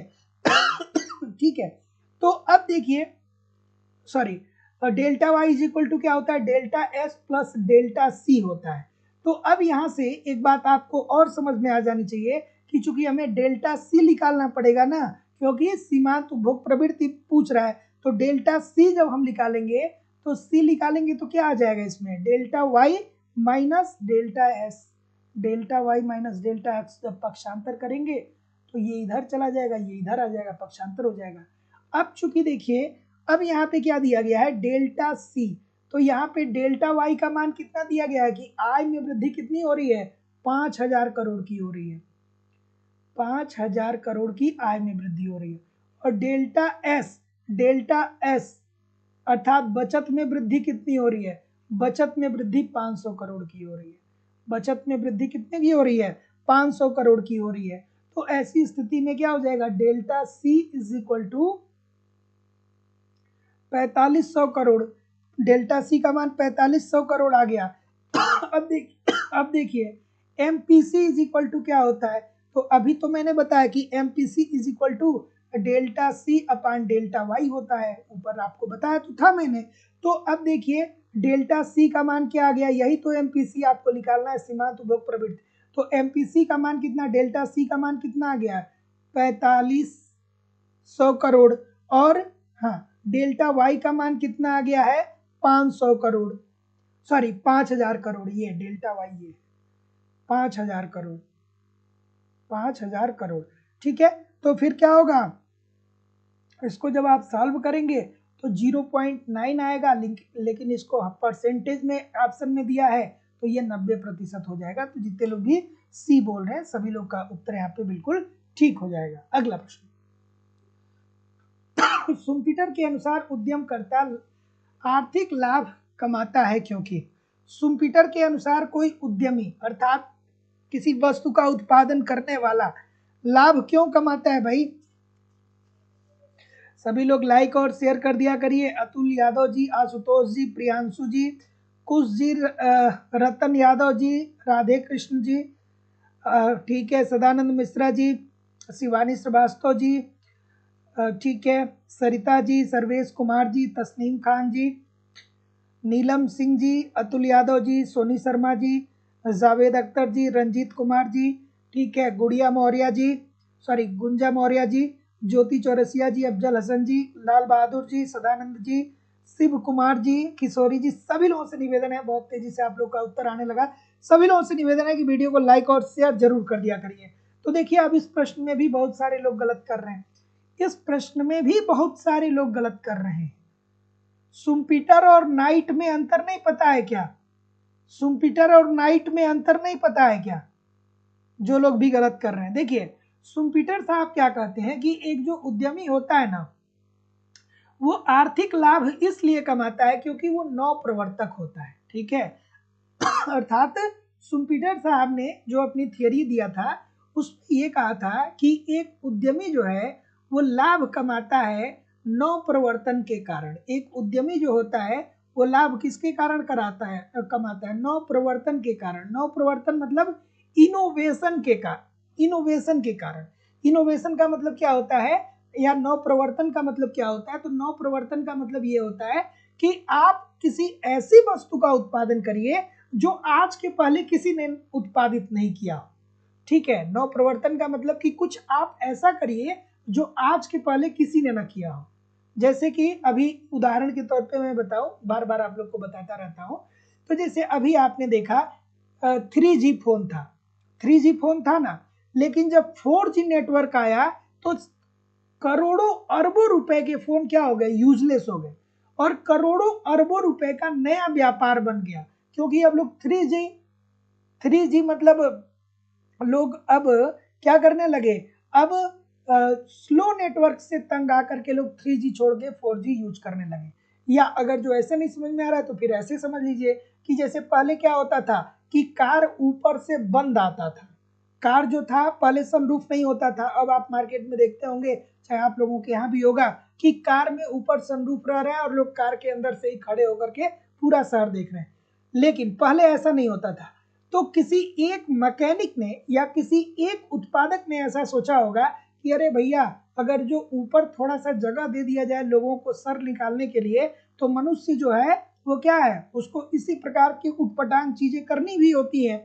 तो एक काम बस किया गया किसी के द्वारा कि ऊपर उसने थोड़ा सा जगह छोड़ दिया, और देखिए अब जिसके पास पुरानी कार है और उसमें सनरूफ नहीं है, वो अपना कार बेच करके, जिसके पास पैसा है वो अपना कार बेच करके नया नया कार खरीद रहा है। इसका मतलब कि किसी एक ने नव प्रवर्तन किया कि थोड़ा सा जगह ऊपर खोल दिया जाए, और उसकी वजह से करोड़ों अरबों रुपए का क्या होने लगा, व्यापार होने लगा। और नव प्रवर्तन जब वो करेगा तो ऋण कहाँ से लाएगा, तो वो बैंक से साख लेगा, अर्थात बैंक से ऋण लेगा। तो एक उत्पादक नव प्रवर्तक होना चाहिए और नव प्रवर्तन के कारण ही उसे लाभ मिलेगा। अगला प्रश्न, कि पूर्ण प्रतियोगिता की वह कौन सी विशेषता है जो एकाधिकारात्मक प्रतियोगिता में लागू नहीं होती है। अब देखिए, दोनों बात आपको पता होनी चाहिए कि पूर्ण प्रतियोगिता की विशेषता क्या होती है। पूर्ण प्रतियोगिता और एकाधिकारात्मक प्रतियोगिता, क्या अंतर होता है पूर्ण प्रतियोगिता और एकाधिकारात्मक प्रतियोगिता में? एकाधिकारात्मक प्रतियोगिता में क्या अंतर होता है? अब इसके लिए प्रॉपर्टी आपको पता होनी चाहिए, जुबान पे होनी चाहिए। तो पूर्ण प्रतियोगिता में क्या होता है कि अनेक क्रेता अनेक विक्रेता होते हैं। अनेक क्रेता अनेक विक्रेता, अर्थात बहुत सारी वस्तुओं को खरीदने वाले भी होते हैं और बहुत सारे वस्तुओं को बेचने वाले भी होते हैं। एकाधिकार में भी यही होता है कि अनेक क्रेता होते हैं, अनेक क्रेता, और क्या होता है, अनेक विक्रेता होते हैं, अनेक विक्रेता। ये ठीक है, लेकिन अब समस्या कहाँ पे उत्पन्न होती है? यहाँ पे पूर्ण प्रतियोगिता में समरूप वस्तु का उत्पादन होता है, एक जैसी वस्तु का उत्पादन होता है, लेकिन एकाधिकारात्मक प्रतियोगिता में समरूप नहीं बल्कि विभेदित या निकट स्थापन वस्तुओं का उत्पादन होता है, विभेदित वस्तु का उत्पादन होता है। ठीक है, तो अब देख लीजिए क्या उत्तर आ रहा है, सी बोल रहे हैं। तो हाँ, तो ठीक तो हो गया कि पूर्ण प्रतियोगिता की वह कौन सी विशेषता जो एकाधिकारात्मक प्रतियोगिता पर लागू नहीं होती है। तो एकाधिकारात्मक प्रतियोगिता के अंतर्गत समरूप उत्पादन नहीं देखा जाता है, विभेदित वस्तु का उत्पादन होता है या निकट स्थापन वस्तुओं का उत्पादन होता है। अब आपके दिमाग में चलनी चाहिए पूर्ण प्रतियोगिता की सारी प्रॉपर्टीज की। पूर्ण प्रतियोगिता के अंतर्गत पूर्ण प्रतियोगिता बाजार की एक ऐसी स्थिति है जहां पे बहुत सारे क्रेता होते हैं, बहुत सारे विक्रेता होते हैं, समरूप वस्तु का उत्पादन होता है, क्रेता और विक्रेता सबको बाजार का ज्ञान होता है, मांग व पूर्ति की शक्तियों के आधार पर कीमतों का निर्धारण उद्योग के द्वारा होता है। ठीक है, और पूर्ण प्रतियोगिता के अंतर्गत कोई एक फर्म चाह करके भी कीमतों में कोई परिवर्तन नहीं कर सकती है। ये सारी चीजें आपके दिमाग में घूमनी चाहिए, तभी मजा आएगा। अगला प्रश्न है कि निम्न में से कौन एक पूर्ण प्रतियोगिता की आवश्यक शर्त नहीं है? अभी मैंने आपको बताया कि पूर्ण प्रतियोगिता बाजार की एक ऐसी स्थिति होती है जहां पे बहुत सारे क्रेता होते हैं, बहुत सारे विक्रेता होते हैं, समरूप वस्तु का उत्पादन होता है, अर्थात एक जैसी वस्तु का उत्पादन होता है, रंग में, रूप में, क्वालिटी में, क्वांटिटी में वो वस्तुएं एक जैसी होती हैं। पूर्ण प्रतियोगिता के अंतर्गत कीमतों का निर्धारण मांग व पूर्ति की शक्तियों के आधार पर उद्योग करता है। पूर्ण प्रतियोगिता के अंतर्गत बाजार का ज्ञान सभी को होता है, क्रेता को भी और विक्रेता को भी, कि बाजार में किसी वस्तु की प्रचलित कीमत क्या है। पूर्ण प्रतियोगिता के अंतर्गत मजदूरों को मजदूरी उनकी सीमांत उत्पादकता के बराबर प्राप्त होता है। पूर्ण प्रतियोगिता के अंतर्गत और क्या, और कौन कौन सी प्रॉपर्टी याद आनी चाहिए? एक दो आप भी लिख दो यार, मैं इतना बोलता रहता हूँ, एक दो आप लोग भी लिखा करो, इतने सारे लोग जुड़े हो, इतने सारे लोग जुड़े हो कि अगर जो जितने आप लोग जुड़े हुए हो ना, इसका 1/10वां लोग भी, मतलब 10 में से एक स्टूडेंट भी अगर जो एक प्रॉपर्टी लिख देगा पूर्ण प्रतियोगिता का, तो पूरा पूर्ण प्रतियोगिता की प्रॉपर्टी खत्म हो जाएगी, है ना। तो थोड़ा बहुत लिखा करिए, अच्छा लगता है। तो क्या उत्तर आ रहा है कि निम्नलिखित में से कौन एक पूर्ण प्रतियोगिता की आवश्यक शर्त नहीं है? तो विक्रय लागतों की उपस्थिति। नहीं भैया, पूर्ण प्रतियोगिता के अंतर्गत विक्रय लागत नहीं होता है। अब विक्रय लागत कहाँ पे होता है? तो विक्रय लागत जो होता है वो एकाधिकार प्रतियोगिता, एकाधिकार के अंतर्गत होता है। एकाधिकार और अल्पाधिकार, अल्पाधिकार, अल्पाधिकार, एकाधिकार और अल्पाधिकार के अंतर्गत जो फर्में होती हैं, अर्थात जो कंपनियां होती हैं, वो क्या करती हैं कि बहुत सारे एक्टर को या बहुत सारे एक्ट्रेसेस को वो करोड़ों रुपए देते हैं लोग। क्यों? कि आप प्रचार करिए, आप गुटखे का प्रचार करिए, आपको 10 करोड़ रुपया दिया जाएगा। ठीक है, तो कोई हीरो आता है या कोई क्रिकेटर आता है, वो गुटखा खाता हुआ प्रचार करता है और वो गुटखा वाला ये दिखाता है कि एक बार ये गुटखा खा लेंगे तो कश्मीर से कन्याकुमारी तक घूमते घूमते रहेंगे।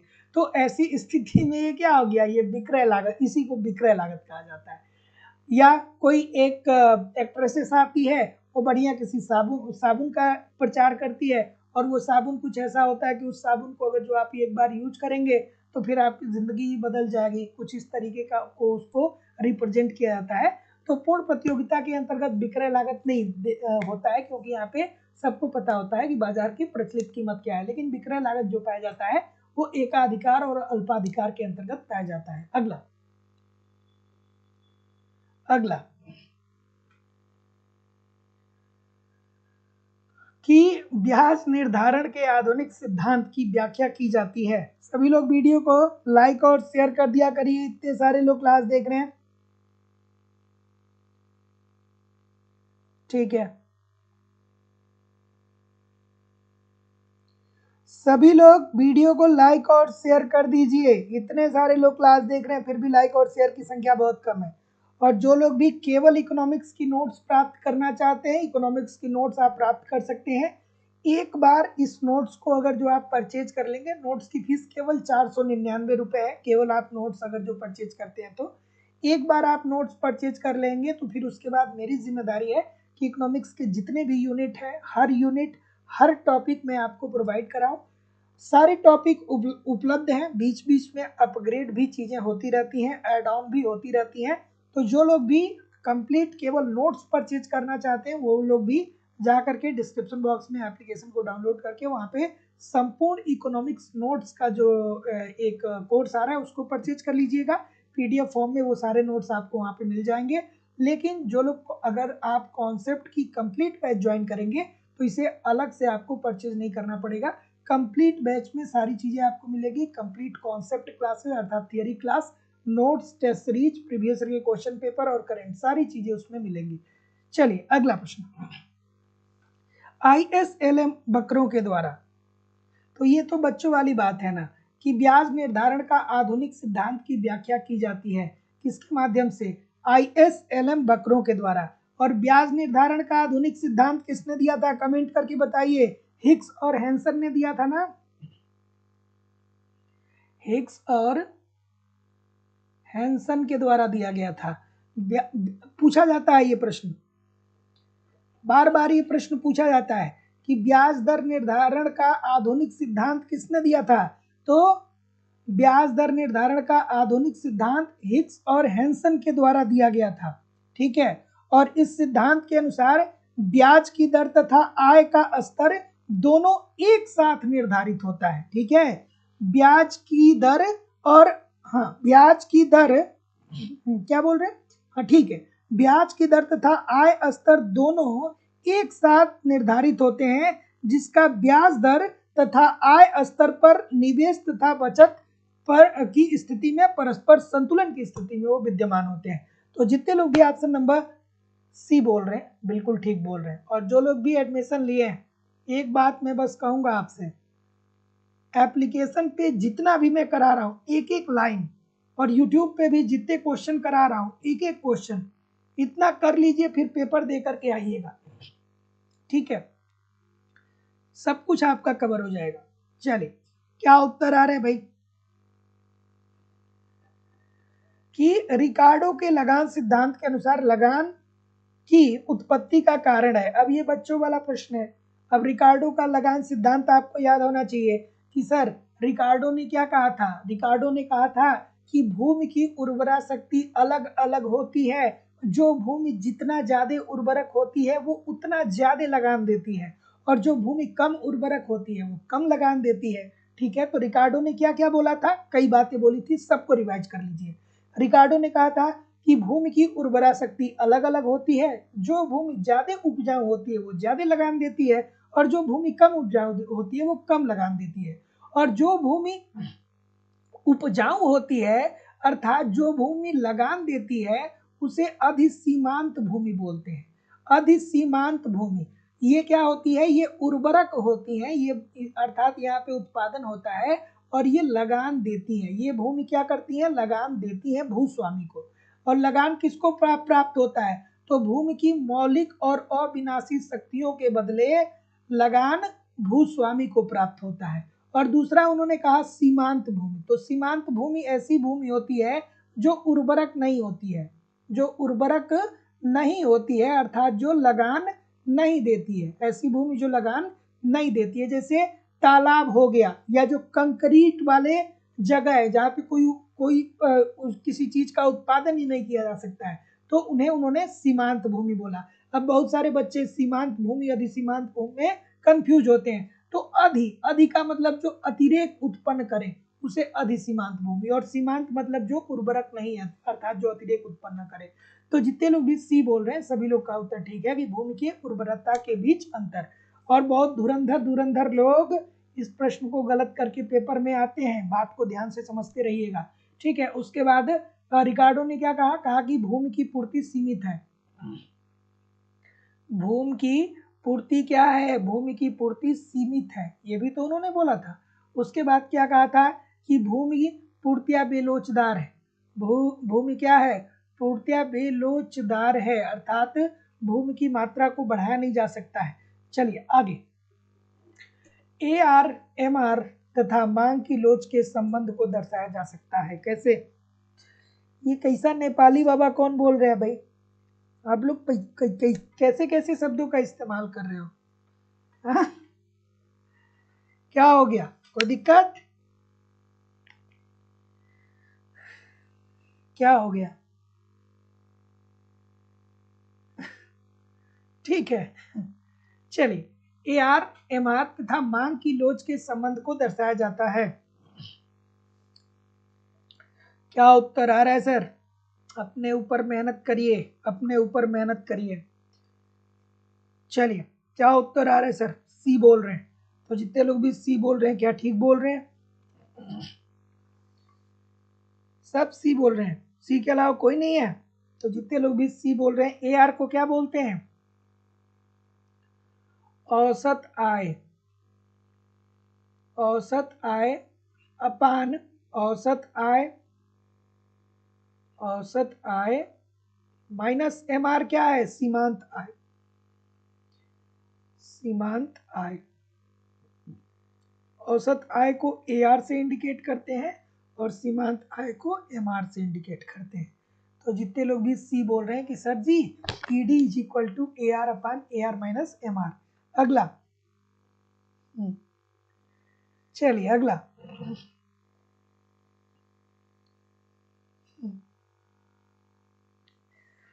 हमको तो कभी कभी यही लगता है कि एक समय वो भी आएगा जब बहुत सारे लोग ऐसे होंगे जो अपने अपने कार्यों में फंस जाएंगे, और जब आप लोग एक दूसरे के साथ क्लास नहीं करोगे तो यार फिर आप लोगों की समस्या बहुत बड़ी हो जाएगी। क्योंकि बहुत सारे लोग को तो मैं देख रहा हूँ कि बिना बात किए वो रुकते ही नहीं, उनको जैसे 7 बजे क्लास लग जाती है तुरंत आकर के कोई ना कोई, या तो भैया नहीं तो दीदी, ठीक है, हेलो भैया नहीं तो हेलो दीदी का मैसेज वो लोग कर देते हैं। तो यार अगर जो क्लास नहीं होगी तो कैसे इतना, अगर जो आप बात करने के आदी हो गए हो, इतना टॉकेटिव हो गए हो, मतलब इतने मतलब बातूनी टाइप के आप हो गए हो, तो कैसे रहोगे यार, हाँ? अपने ऊपर ध्यान दीजिए, मेहनत करिए, सफलता मिल जाएगी, सबको बुला लीजिएगा अपने होम टाउन। चलिए, क्या उत्तर आ रहा है भाई कि उपभोग प्रवृत्ति में वृद्धि से संबंधित उपाय कौन सा नहीं है, और सब सज्जन भी है, सब सज्जन भी है, सब भाई और बहन ही बनाते हैं। हाँ, तो ये बहुत अच्छी बात है हमारी क्लास के लिए, सब आपस में भाई बहन है।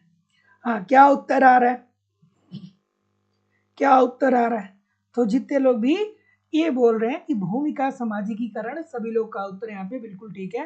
तो उपभोग प्रवृत्ति में वृद्धि से संबंधित उपाय नहीं है, इसका मतलब क्या हुआ कि ऐसी कौन सी बात है कि जिससे उपभोग की प्रवृत्ति में वृद्धि नहीं होगी। तो भूमि का समाजीकरण, अगर जो मान लीजिए कि आपका पूरा गांव है, पूरा गांव में सभी लोग की काश्तकारी जमीन है, और सरकार आती है कहती है कि इस पूरे गांव को खाली करिए, एक सामाजिक प्लेस यहाँ पे बनाना है, तो क्या इससे उपभोग पे कोई असर पड़ेगा, वहां पे नहीं पड़ेगा ना। तो भूमि के समाजीकरण से उपभोग में वृद्धि नहीं हो पाएगा। तो जितने लोग भी ये बोल रहे हैं बिल्कुल ठीक बोल रहे हैं। अगला, यदि कर की दर सभी वर्गों में समान रूप से बांट दिया जाए तो वो होगा, क्या उत्तर होगा, ठीक, कि यदि कर की दर सभी आय वर्गों के लिए समान हो तो वह कर क्या होगा। अब देखिए, आपको याद आना चाहिए अप्रत्यक्ष कर, ऐसा कहाँ पे देखने को मिलता है, अप्रत्यक्ष करों के संदर्भ में देखने को मिलता है। अप्रत्यक्ष करों के संदर्भ में देखने को मिलता है। जैसे मान लीजिए कि आप एक साबुन खरीद रहे हैं, लक्स का एक साबुन है, 10 रुपए का मिलता है। तो 10 रुपए का साबुन अगर जो अमीर खरीद रहा है तो भी उतना ही टैक्स देगा, और गरीब खरीद रहा है वो भी उतना ही टैक्स देगा। मान लीजिए कि 10 रुपए के साबुन पे अगर जो 50 पैसे का टैक्स लगता है, तो भाई 10 रुपए का अगर जो अमीर खरीदेगा तो वो भी 50 पैसे का टैक्स देगा, और गरीब खरीदेगा तो वो भी 50 पैसे का टैक्स खरीदेगा।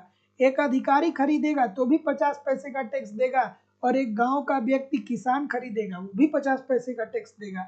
तो इसे हम लोग क्या बोलते हैं, इसे हम बोलते हैं अनुपातिक कर। कि आय के मतलब यदि कर की दर सभी आय वर्गों पर समान रूप से पड़े तो इसे अनुपातिक कर प्रणाली कहा जाता है। अगला, ठीक है, कि कर अपवंचन से क्या तात्पर्य है। लाइक शेयर सभी लोग करते रहिए। राजन सिंह जी, राधे कृष्णा जी, अतुल यादव जी, मालती सोलंकी जी, नौसाद अली जी, प्रदीप जी, आशुतोष जी, किशोरी जी, शिवानी श्रीवास्तव जी, ठीक है, संध्या पांडे जी, ललिता साक्य जी, मीनू यादव जी, ठीक है, राजन सिंह जी, एसएसपी जी, ठीक है, सतीश कुमार गुप्ता जी, बहुत तेजी से उत्तर आ रहा है सभी लोगों का। बट चैनल को सब्सक्राइब जरूर कर लीजिए, रोज क्लास होती है, ईच एंड एवरी डे आप लोगों की क्लास होती है। चैनल को सब्सक्राइब करके बेल आइकन को जरूर क्लिक कर लीजिए ताकि नोटिफिकेशन मिल जाए। और डिस्क्रिप्शन बॉक्स में जाइए, एप्लीकेशन का लिंक दिया गया है, एप्लीकेशन को वहां से डाउनलोड कर लीजिए। व्हाट्सएप चैनल का लिंक दिया गया, व्हाट्सएप चैनल को ज्वाइन कर लीजिए ताकि नई नई इंफॉर्मेशन आपको समय समय पे मिलती रहे। आपको टेलीग्राम चैनल का लिंक मिल जाएगा, उसे भी आप वहां से ज्वाइन कर लीजिए ताकि आपको समय मिलता रहे। अगला प्रश्न, क्या उत्तर आ रहा है।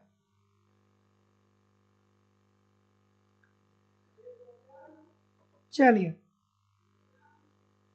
कर अपवंचन से तात्पर्य है, कर अपवंचन से क्या तात्पर्य है। कर अपवंचन एक अपराध है, ठीक है, अर्थात गैर कानूनी तरीके से कर का भुगतान न करने की कोशिश करना ही कर अपवंचन कहलाता है।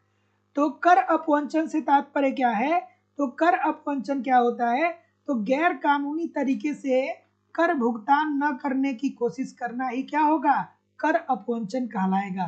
तो जितने लोग भी ये बोल रहे हैं सभी लोग का उत्तर यहाँ पे बिल्कुल ठीक हो जाएगा। जैसे आपकी जो इनकम है, अगर जो 10,000 करोड़ रुपए आपके पास है और आप उसको सरकार की नज़र में नहीं रख रहे हैं, आप सोच रहे हैं कि हम तो टैक्स बचा लें, तो ऐसी स्थिति में आप क्या कर रहे हैं, गैर कानूनी तरीके से कर न भुगतान करने की कोशिश कर रहे हैं और उसे ही कर अपवंचन कहा जाता है।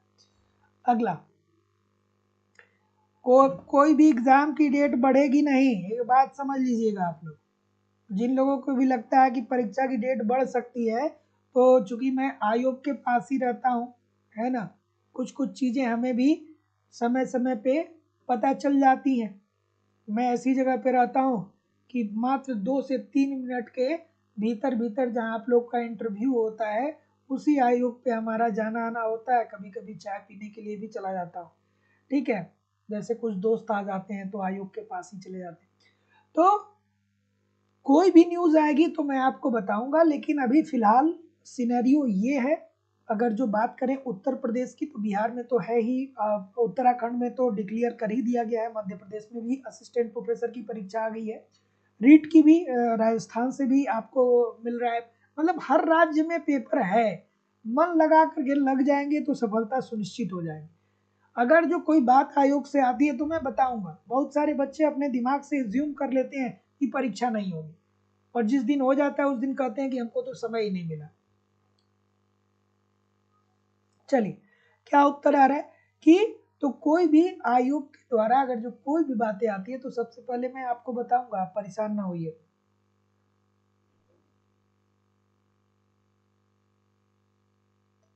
चलिए, कि भारत जैसे देश में जहां बहुत सारे लोग अपनी वास्तविक आय को छिपा लेने में सफल होते हैं, वहां निम्न में से किस कर की वृद्धि सामाजिक न्याय की दृष्टि से उचित होगी। जैसे बहुत सारे लोग होते हैं, जैसे बहुत सारे लोग होते हैं, जैसे आप देखते हैं कि जो बहुत ज़्यादा अमीर हैं वो लोग क्या करते हैं, वो अपने आय को छुपा लेते हैं, सरकार के सामने नहीं लाते हैं, पैसा ले जाकर के स्विस बैंक में जमा कर देते हैं, उनको एक लाकर मिल जाता है।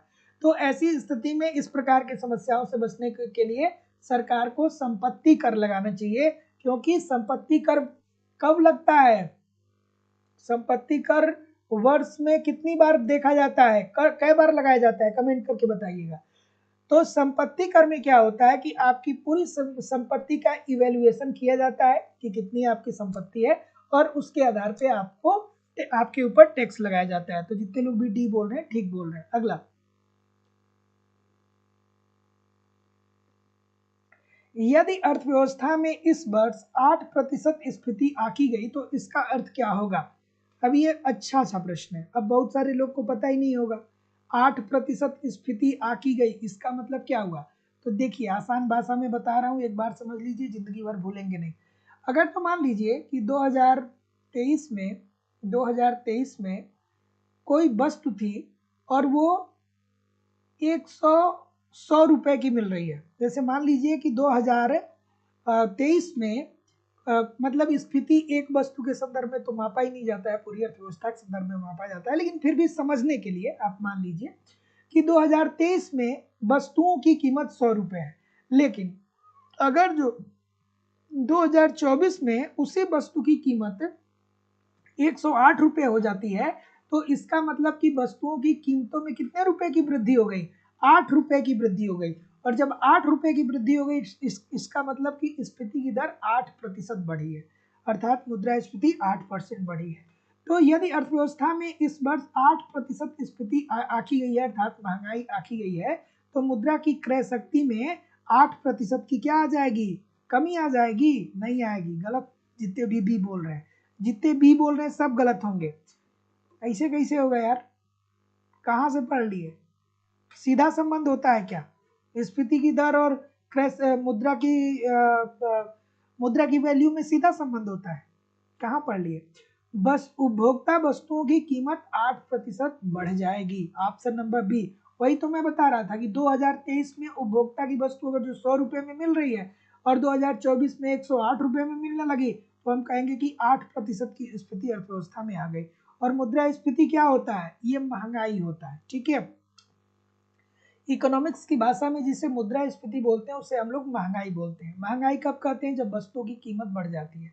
वस्तुओं की कीमत क्यों बढ़ जाती है, क्योंकि अर्थव्यवस्था में मांग अगर जो ज्यादा है और उत्पादन अर्थात पूर्ति कम है, तो जाहिर सी बात है कि किसी अर्थव्यवस्था में जब वस्तुओं की मांग ज्यादा होगी और उस वस्तु का उत्पादन कम होगा तो उस वस्तु की कीमत बढ़ जाएगी, और जब वस्तु की कीमत बढ़ जाएगी तो उसे ही कहेंगे मुद्रास्फीति। अब यहाँ से इस बात को थोड़ा सा समझिएगा, फिशर साहब के समीकरण के बारे में पूछा जा रहा है। तो देखिए फिशर साहब को समझने के लिए 2-3 प्रश्न यहाँ से बहुत अच्छे अच्छे खूबसूरत बनते हैं, और मुद्रा को आप तब तक नहीं समझ पाएंगे जब तक फिशर को अच्छे से ना समझ पाए।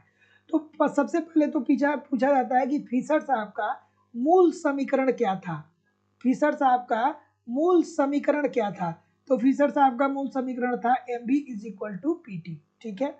लेकिन फिर पूछा जाता है कि फिशर साहब का संशोधित समीकरण क्या था। तो फिशर साहब का संशोधित समीकरण था m dash v dash plus M V is equal to PT. दोनों बात याद रखिएगा, ये मूल समीकरण, ये संशोधित समीकरण, ठीक है।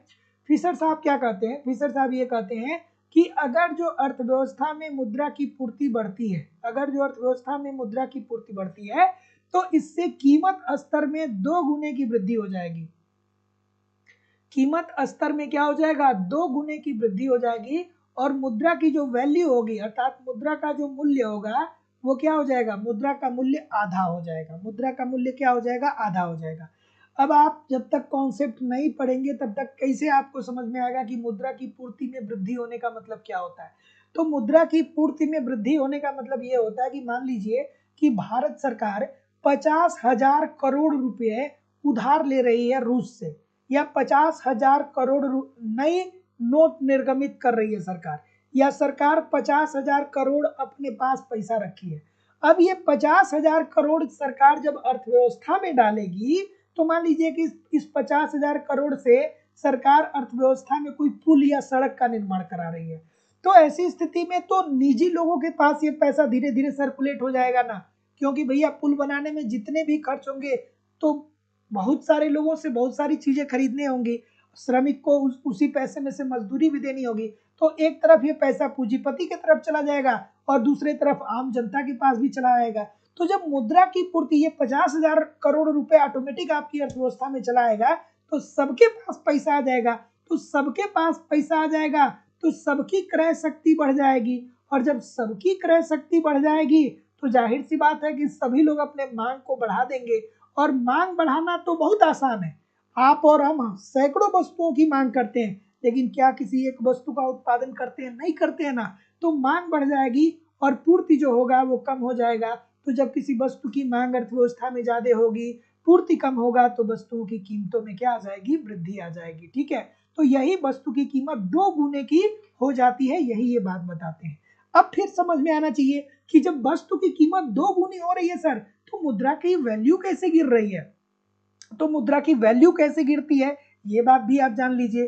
तो मुद्रा की वैल्यू का मतलब ये हो गया कि जैसे मान लीजिए कि ये 2022 का समय था, तो 2022 में अगर जो आपके पास 140 रुपए थे और आपको दाल खरीदना था, तो आप 2 kg दाल खरीद पा रहे थे, क्योंकि दाल उस समय 70 रुपए का मिल रहा था, 70 रुपए प्रति केजी मिल रहा था 2022 में दाल। तो आप 2022 में 140 रुपए से 2 किलो दाल खरीद पा रहे थे। लेकिन अब 2024 में क्या हुआ कि दाल की कीमतों में वृद्धि हो गई और अभी भी आपके पास 140 रुपए है। तो अब 140 रुपए, लेकिन दाल की कीमत अब 140 रुपए पर केजी हो गई है। तो अब आप 1 ही केजी खरीद पाएंगे, अर्थात 140 रुपए में अब मात्र आप 1 ही केजी दाल खरीद पाएंगे। इसका क्या मतलब हुआ कि जब महंगाई बढ़ी है तो जो 2022 में 140 रुपए से जो 2 किलो आप दाल खरीद पा रहे थे, अब महंगाई अर्थात वस्तु की कीमतों में वृद्धि हो जाने के कारण अब 2024 में 140 रुपए में केवल और केवल आप 1 किलो दाल खरीद पा रहे हैं। लेकिन फिर फिशर साहब की यहाँ पे आलोचना भी हो जाती है कि ठीक है फिशर साहब, आप बता देते हैं कि कीमत 2 गुना होगा, मुद्रा का मूल्य आधा होगा, लेकिन किस तरीके से होगा ये वो बात नहीं बताते, इसलिए इनकी आलोचना भी होती है। तो जितने लोग भी ऑप्शन नंबर क्या बोल रहे हैं, ये बोल रहे हैं, सभी लोग का उत्तर ठीक हो जाएगा कि मुद्रा तथा मूल्यों के बीच प्रत्यक्ष एवं अनुपातिक संबंध होता है, अर्थात मुद्रा की पूर्ति बढ़ती है तो कीमत स्तर 2 गुना और मुद्रा का मूल्य आधा हो जाता है। अगला, जब कोई देश अपनी मुद्रा का अवमूल्यन करता है तब इसका प्रभाव क्या देखने को मिलता है? ठीक, जब कोई देश अवमूल्यन करता है तो इसका मुद्रा प्रवाह क्या देखने को मिलता है? तो देखिए, जब कोई देश अवमूल्यन करता है तो मुद्रा का बाह्य मूल्य कम हो जाता है, मुद्रा का बाह्य मूल्य क्या हो जाता है? कम हो जाता है। और जब मुद्रा का बाह्य मूल्य कम हो जाता है तो निर्यात जो होते हैं वो सस्ते हो जाते हैं, निर्यात क्या हो जाते हैं? सस्ते हो जाते हैं। और आयात क्या हो जाता है? आयात महंगा हो जाता है, आयात क्या हो जाता है? महंगा हो जाता है। और ये क्यों हम करते हैं? प्रतिकूल भुगतान असंतुलन की स्थिति से निपटने के लिए, या व्यापार में घाटा हो रहा होता है तो उससे निपटने के लिए। तो जितने लोग भी बी बोल रहे हैं कि आयात महंगे हो जाते हैं और निर्यात सस्ते हो जाते हैं, सभी लोग का उत्तर ठीक हो जाएगा। अगला, कि व्यावसायिक मंदी से निपटने के लिए किन्सियन सिद्धांत विशेष रूप से किस नीति को अपनाए जाने का सुझाव देते हैं? अब देखिए, बहुत सारे लोग को नहीं पता होता है कि मंदी का मतलब क्या होता है। तो मंदी क्या होता है? व्यावसायिक मंदी का मतलब क्या होता है? अभी कुछ सालों पहले जब कोविड का समय आया था तो आप लोग सुन रहे थे कि आप लोग सुन रहे थे कि पूरी अर्थव्यवस्था पूरे विश्व में व्यावसायिक मंदी आने वाली है। तो मंदी का मतलब क्या होता है? मंदी का मतलब ये होता है कि जब अर्थव्यवस्था में वस्तुओं की मांग अपने न्यूनतम बिंदु पे चली जाए, अर्थात कोई वस्तु की मांग करे ही नहीं। ठीक है, तो जब वस्तु की मांग कोई करेगा ही नहीं तो जाहिर सी बात है कि फिर उत्पादक उत्पादन क्यों करेंगे? तो उत्पादक उत्पादन नहीं करेंगे अर्थात पूर्ति भी कम होगा। तो जब मांग और पूर्ति दोनों अपने न्यूनतम बिंदु पे चला जाता है तो हम कहेंगे कि अर्थव्यवस्था में मंदी आ गई है। ठीक है, जब मांग व पूर्ति दोनों अपने न्यूनतम बिंदु पे चला जाता है तो हम कहते हैं कि अर्थव्यवस्था में मंदी आ गई है। तो ऐसी स्थिति में किन्स साहब जो थे उन्होंने कहा कि अगर जो किसी देश में मांग व पूर्ति अपने न्यूनतम बिंदु पे है तो सरकार को विनियोग बढ़ाना चाहिए, अर्थात सरकार को राजकोषीय नीति पे ध्यान देना चाहिए। तो जितने लोग भी बी बोल रहे हैं बिल्कुल ठीक बोल रहे हैं। अब राजकोषीय नीति क्या होता है? राजकोषीय नीति के अंतर्गत सरकार अपने आय और व्यय के बारे में बताती है। ठीक है, सरकार का आय और व्यय ही तो राजकोषीय नीति के माध्यम से हम लोग प्रस्तुत करते हैं। आय सरकार कहाँ से प्राप्त करती है? कर के माध्यम से। और कहाँ से? ऋण के माध्यम से, आंतरिक या बाह्य ऋण हो सकता है। व्यय देश की आधारभूत संरचना, शिक्षा, स्वास्थ्य, परिवहन, बिजली, सब पे जो व्यय करती है। ठीक है, अगला क्या उत्तर आ रहा है सर?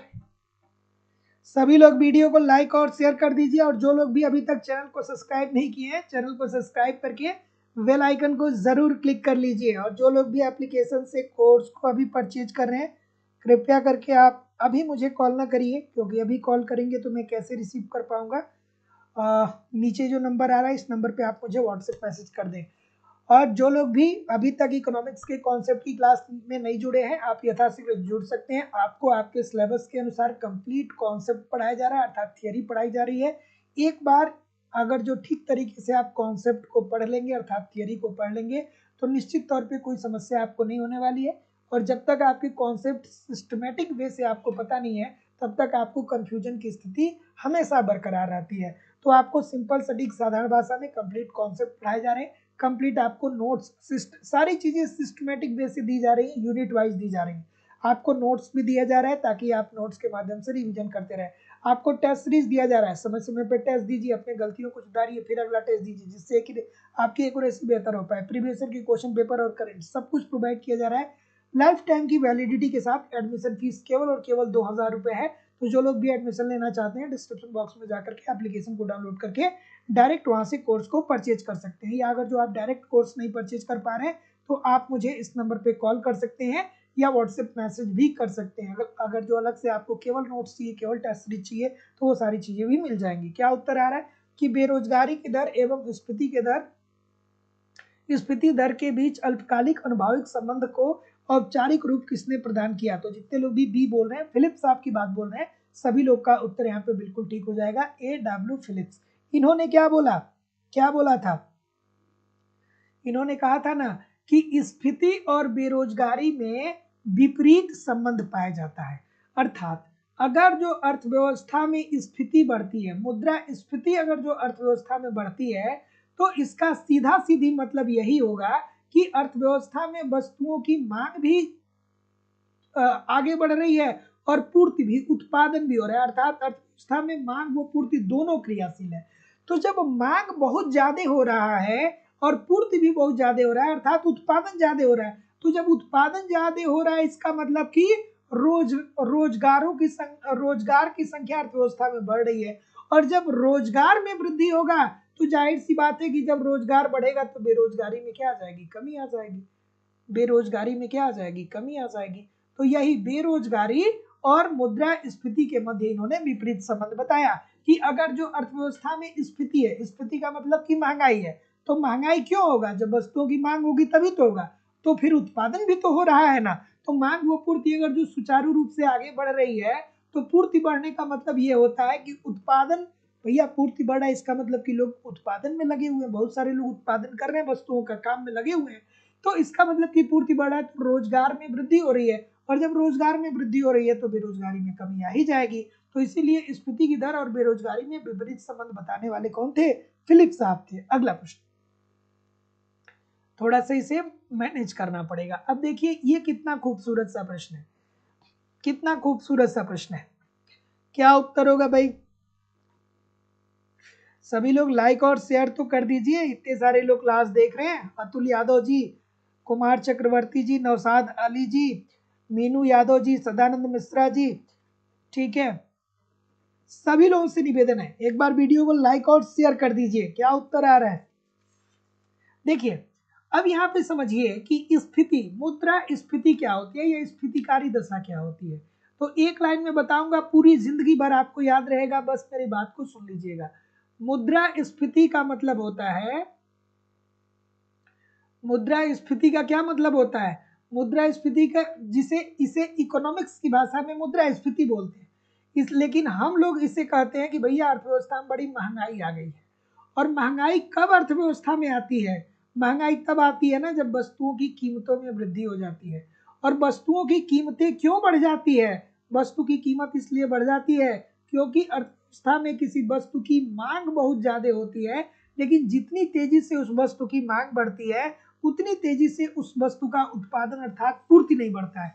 तो जब अर्थव्यवस्था में वस्तुओं की किसी वस्तु की मांग बहुत ज्यादा होगी और उत्पादन अर्थात पूर्ति कम होगा, तो जाहिर सी बात है कि कीमतों में वृद्धि हो जाएगी।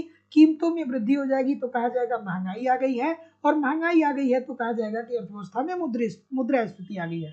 अब इस बात को समझिए कि मांग कैसे बढ़ेगा। तो मांग तब बढ़ेगा जब लोगों के पास पैसा रहेगा। तो ऐसी स्थिति में मांग कब बढ़ेगा? जब लोगों के पास पैसा रहेगा। अर्थात पैसा कब रहेगा? जब अर्थव्यवस्था में मुद्रा की पूर्ति बढ़ जाएगी। तो मुद्रा की पूर्ति जब बढ़ेगी तभी तो लोग अपने मांग को बढ़ाएंगे। मुद्रा की पूर्ति, मांग में वृद्धि कब होगी? जब अर्थव्यवस्था में मुद्रा की पूर्ति बढ़ जाएगी। और जब मुद्रा की पूर्ति बढ़ जाएगी तो जाहिर सी बात है कि मांग बढ़ेगी, मांग के अनुसार पूर्ति नहीं बढ़ेगा तो कीमत में वृद्धि होगी, महंगाई आएगी। महंगाई को इकोनॉमिक्स की भाषा में मुद्रास्फीति बोलते हैं। तो अब हम लोग को क्या करना चाहिए? हम लोगों को अर्थव्यवस्था में से मुद्रा की पूर्ति को कम करना चाहिए। ठीक है, मुद्रा पूर्ति को अर्थव्यवस्था में से क्या करना चाहिए? कम करना चाहिए। तो चलिए बताइए क्या उत्तर आ रहा है? क्या उत्तर आ रहा है? तो जितने लोग भी डी बोल रहे हैं, बैंक दर आरबीआई अपना, अच्छा आरबीआई की बात हो रही है। बैंक दर आरबीआई बढ़ाएगा तो जाहिर सी बात है बैंक दर में वृद्धि होगी तो मुद्रा की पूर्ति कम होगी। नगद आरक्षित अनुपात, रेपो दर और सावधि नगदी अनुपात, चारों। तो जितने लोग भी डी बोल रहे हैं बिल्कुल ठीक बोल रहे हैं। इन प्रश्नों में मैं इतनी सारी बातें आपसे करना चाहता हूं, लेकिन अगर जो एक ही प्रश्न पे हम लोग रुक जाएंगे तो बहुत सारे प्रश्न पीछे छूट जाएंगे, है ना। लेकिन इतनी जरूरी बातें हैं कि करनी चाहिए, मतलब जरूरी है, जानना चाहिए। तो इसीलिए मैं कहता हूं कि आप कॉन्सेप्ट पढ़ा करिए। अगला क्या उत्तर होगा भाई? मांग प्रेरित मुद्रास्फीति की बात कौन करता है? किन साहब करते हैं। और मांग प्रेरित मुद्रास्फीति क्या होती है? तो मांग प्रेरित मुद्रास्फीति का मतलब ये होता है कि किन साहब कहते हैं कि जब अर्थव्यवस्था में जनसंख्या बढ़ती है जब अर्थव्यवस्था में जनसंख्या बढ़ती है तो जनसंख्या के बढ़ने के कारण जाहिर सी बात है वस्तुओं की मांग बढ़ जाएगी। लेकिन वस्तुओं की मांग बढ़ जाएगी और पूर्ति में उतनी तेजी से वृद्धि नहीं होगा तो वस्तुओं की कीमतों में वृद्धि आ जाएगी। जब वस्तुओं की कीमत बढ़ जाती है तो उसे ही हम कहते हैं कि महंगाई आ गई है, और महंगाई को ही इकोनॉमिक्स की भाषा में मुद्रास्फीति बोलते हैं। तो इस प्रकार की इस प्रकार से जो स्थिति उत्पन्न होती है उसे मांग जन्य मुद्रास्फीति कहते हैं। तो मांग प्रोत्साहित स्फीति का कारण क्या है? जनसंख्या में वृद्धि। तो याद रखिएगा कि मांग प्रोत्साहित स्फीति का मतलब क्या होता है, ये किसने बताया था और कहा था कि अगर जो अर्थव्यवस्था में जनसंख्या बढ़ेगी तो जाहिर सी बात है एक बच्चा पैदा भी होता है तो कम से कम 10 से 20 वस्तुओं की मांग करता है या सैकड़ों वस्तुओं की मांग करता है, इस तरीके से भी कर सकते हैं। लेकिन क्या वो किसी एक वस्तु का उत्पादन कर सकता है? क्या नहीं कर सकता है ना। तो ऐसी स्थिति में मांग तो कोई भी बढ़ा सकता है, आप भी बढ़ा सकते हैं, हम भी बढ़ा सकते हैं। लेकिन क्या हम और आप किसी वस्तु का उत्पादन करते हैं? क्या नहीं करते हैं ना। तो मांग बढ़ जाएगी, पूर्ति कम रहेगा तो कीमत बढ़ेगी महंगाई आएगी, और इस प्रकार से उत्पन्न महंगाई को मांग प्रेरित मुद्रास्फीति कहा जाता है। और दूसरा होता है लागत जन्य मुद्रास्फीति। तो लागत जन्य मुद्रास्फीति जब वस्तु की उत्पादन लागतों में वृद्धि हो जाती है। क्या होता है? जब वस्तु की उत्पादन लागतों में वृद्धि होती है तो उत्पादन लागतों में वृद्धि होने के कारण जब वस्तुओं की कीमतें बढ़ती हैं तो उसे लागत जन्य मुद्रास्फीति कहते हैं। अगला बताइए भाई। थक गए क्या? बहुत स्लो उत्तर आ रहा है सर। थक गए क्या? तेजी से उत्तर करिए भैया, उत्तर तेज करेंगे तो मजा आएगा, है ना। मैं सबके कमेंट को देख रहा हूं। सामान्य लाभ। अब देखिए ये इतना महत्वपूर्ण प्रश्न है कि अगर जो 10 साल का आप पेपर उठाएंगे तो उसमें से कम 5 बार ये प्रश्न पूछा गया है। सामान्य लाभ क्या होता है? तो सामान्य लाभ ऐसा लाभ होता है जो एक फर्म को वर्तमान व्यवसाय में बने रहने के लिए प्रोत्साहित करता है। ठीक है, तो सामान्य लाभ एक ऐसा लाभ होता है जो एक फर्म को वर्तमान व्यवसाय में रहने के लिए प्रोत्साहित करता है, अर्थात फर्म को नुकसान नहीं होता है, एटलीस्ट अपने जेब से पैसा नहीं लगाना पड़ता है। अगला मुद्रा की मांग है, मुद्रा की मांग है, ये भी बहुत महत्वपूर्ण प्रश्न है, अनेकों बार अलग अलग परीक्षाओं में ये प्रश्न पूछा गया है। मुद्रा की मांग है, मुद्रा की मांग क्या है भाई? तो ऑप्शन नंबर, तो मुद्रा की मांग को व्युत्पन्न मांग कहा जाता है। क्यों?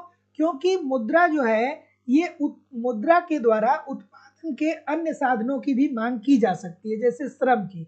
अगर जो आपके पास पैसा है तो आप मजदूर को मजदूरी दे के उससे श्रम ले सकते हैं, ठीक है। जैसे तकनीक हो गया, तो मुद्रा से आप तकनीक भी तो खरीद सकते हैं ना, तो मुद्रा की मांग को व्युत्पन्न मांग कहा जाता है।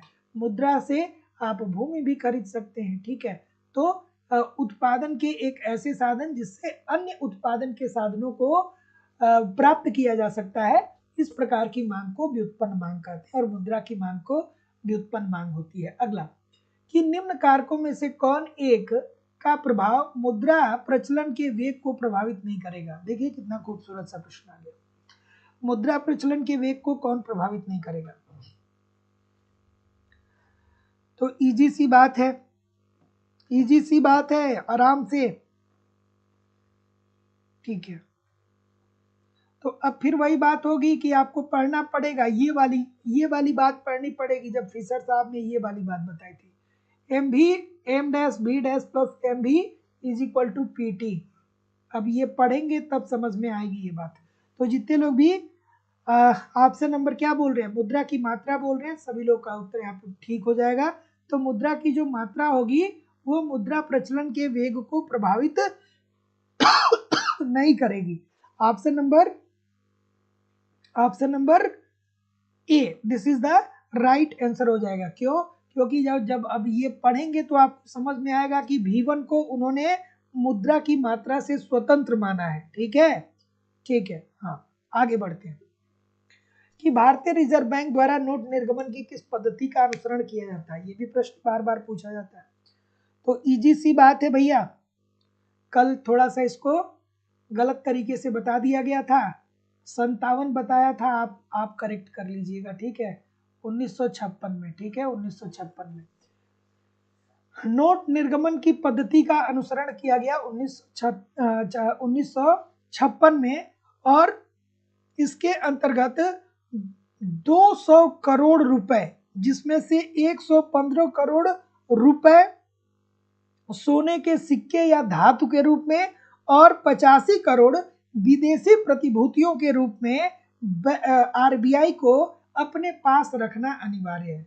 200 करोड़, ठीक है, इसमें से 115 करोड़ जो है वो नोट के रूप में या सोने या जवाहरात के रूप में, और 85 करोड़ प्रतिभूतियों के रूप में रखना अनिवार्य है।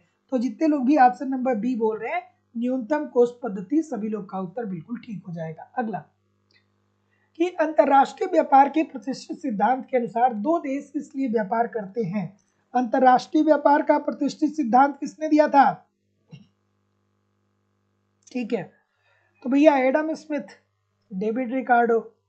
क्या बोले थे ये लोग? क्या बोले थे? क्या बोले थे? बोले थे ना कि भैया भौगोलिक भिन्नता के कारण दो देश आपस में व्यापार करते हैं। दो देशों में भौगोलिक भिन्नता होती है और इस कारण दो देश आपस में व्यापार करते हैं। जैसे जो अरब कंट्री है, जैसे मान लीजिए, या आप यूं कहें कि इराक हो गया, ईरान हो गया, दुबई हो गया, ये सब इनके यहाँ क्या होता है, इनके यहाँ पेट्रोलियम होता है। लेकिन हमारे यहाँ क्या होता है, हमारे यहाँ पेट्रोलियम उतने बड़े पैमाने पे नहीं होता। हमारे देश में पेट्रोल के कुएं उतने ज्यादा नहीं पाए जाते हैं, थोड़े बहुत पाए जाते हैं, तो हम उसको उपयोग योग्य बना भी नहीं पाते, क्योंकि हमारी टेक्नोलॉजी की लागत बहुत ज्यादा आ जाती है। तो प्रतिष्ठित अर्थशास्त्री जो थे उन्होंने कहा था कि दो देश इसलिए आपस में व्यापार करते हैं क्योंकि दोनों देशों की उत्पादन की दशाएं भिन्न भिन्न होती हैं। अरब देश जो हैं वो क्या करते हैं कि पेट्रोल का उत्पादन करते हैं और हम लोग खाद्य पदार्थों का करते हैं। तो वो हमको पेट्रोल देंगे और हम लोग उनको चावल देंगे, आटा देंगे, चावल देंगे, गेहूं देंगे, फल देंगे और भी अन्य प्रकार की बहुत सारी चीजें दे सकते हैं। सो ऑप्शन नंबर डी। अगला, हेक्सर-ओलिन के अंतरराष्ट्रीय व्यापार सिद्धांत की निम्न में से कौन सी मान्यता नहीं है।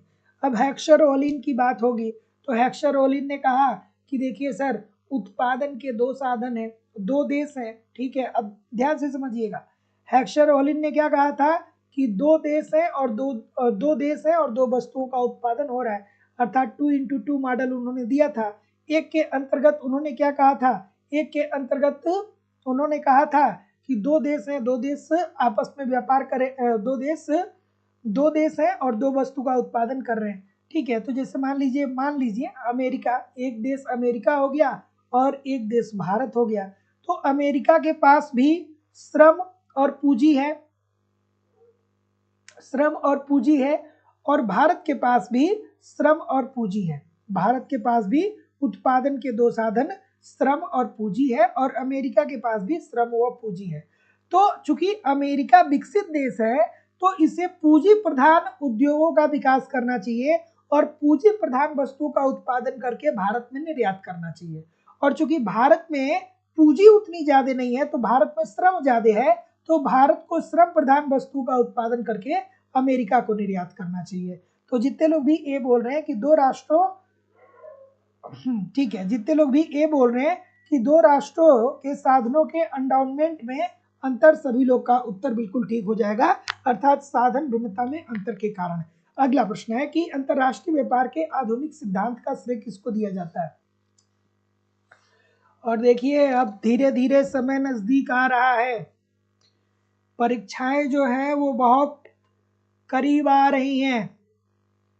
मेहनत से लग जाइए, प्यार से और धैर्य से लग जाइए, क्योंकि प्यार से लग के और प्यार से परीक्षा निकाल लेंगे तो जिंदगी आसान हो जाएगी। नहीं तो इधर उधर उछल कूद मचाएंगे, इधर उधर की बातों में फंसे रहेंगे तो पता नहीं जिंदगी कहाँ लेकर के जाएगी।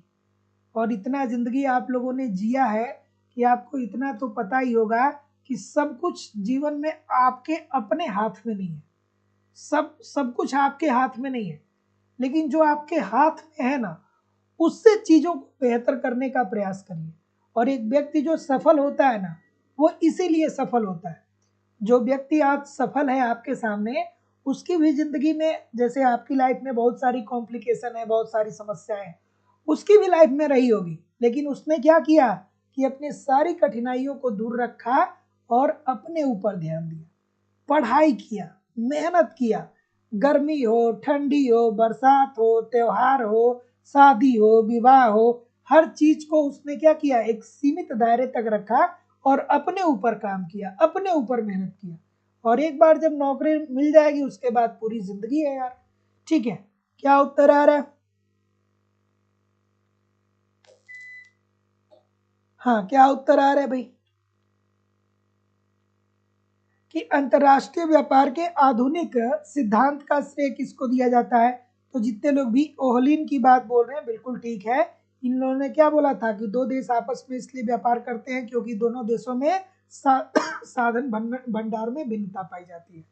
अगला, विश्व बैंक समूह के निम्नलिखित संगठनों को उसके स्थापना वर्ष के अनुसार बढ़ाइए। अब IBRD की बात करें भैया तो पता ही होगा कि विश्व बैंक की स्थापना कब होती है, 1945 में होती है, ठीक है।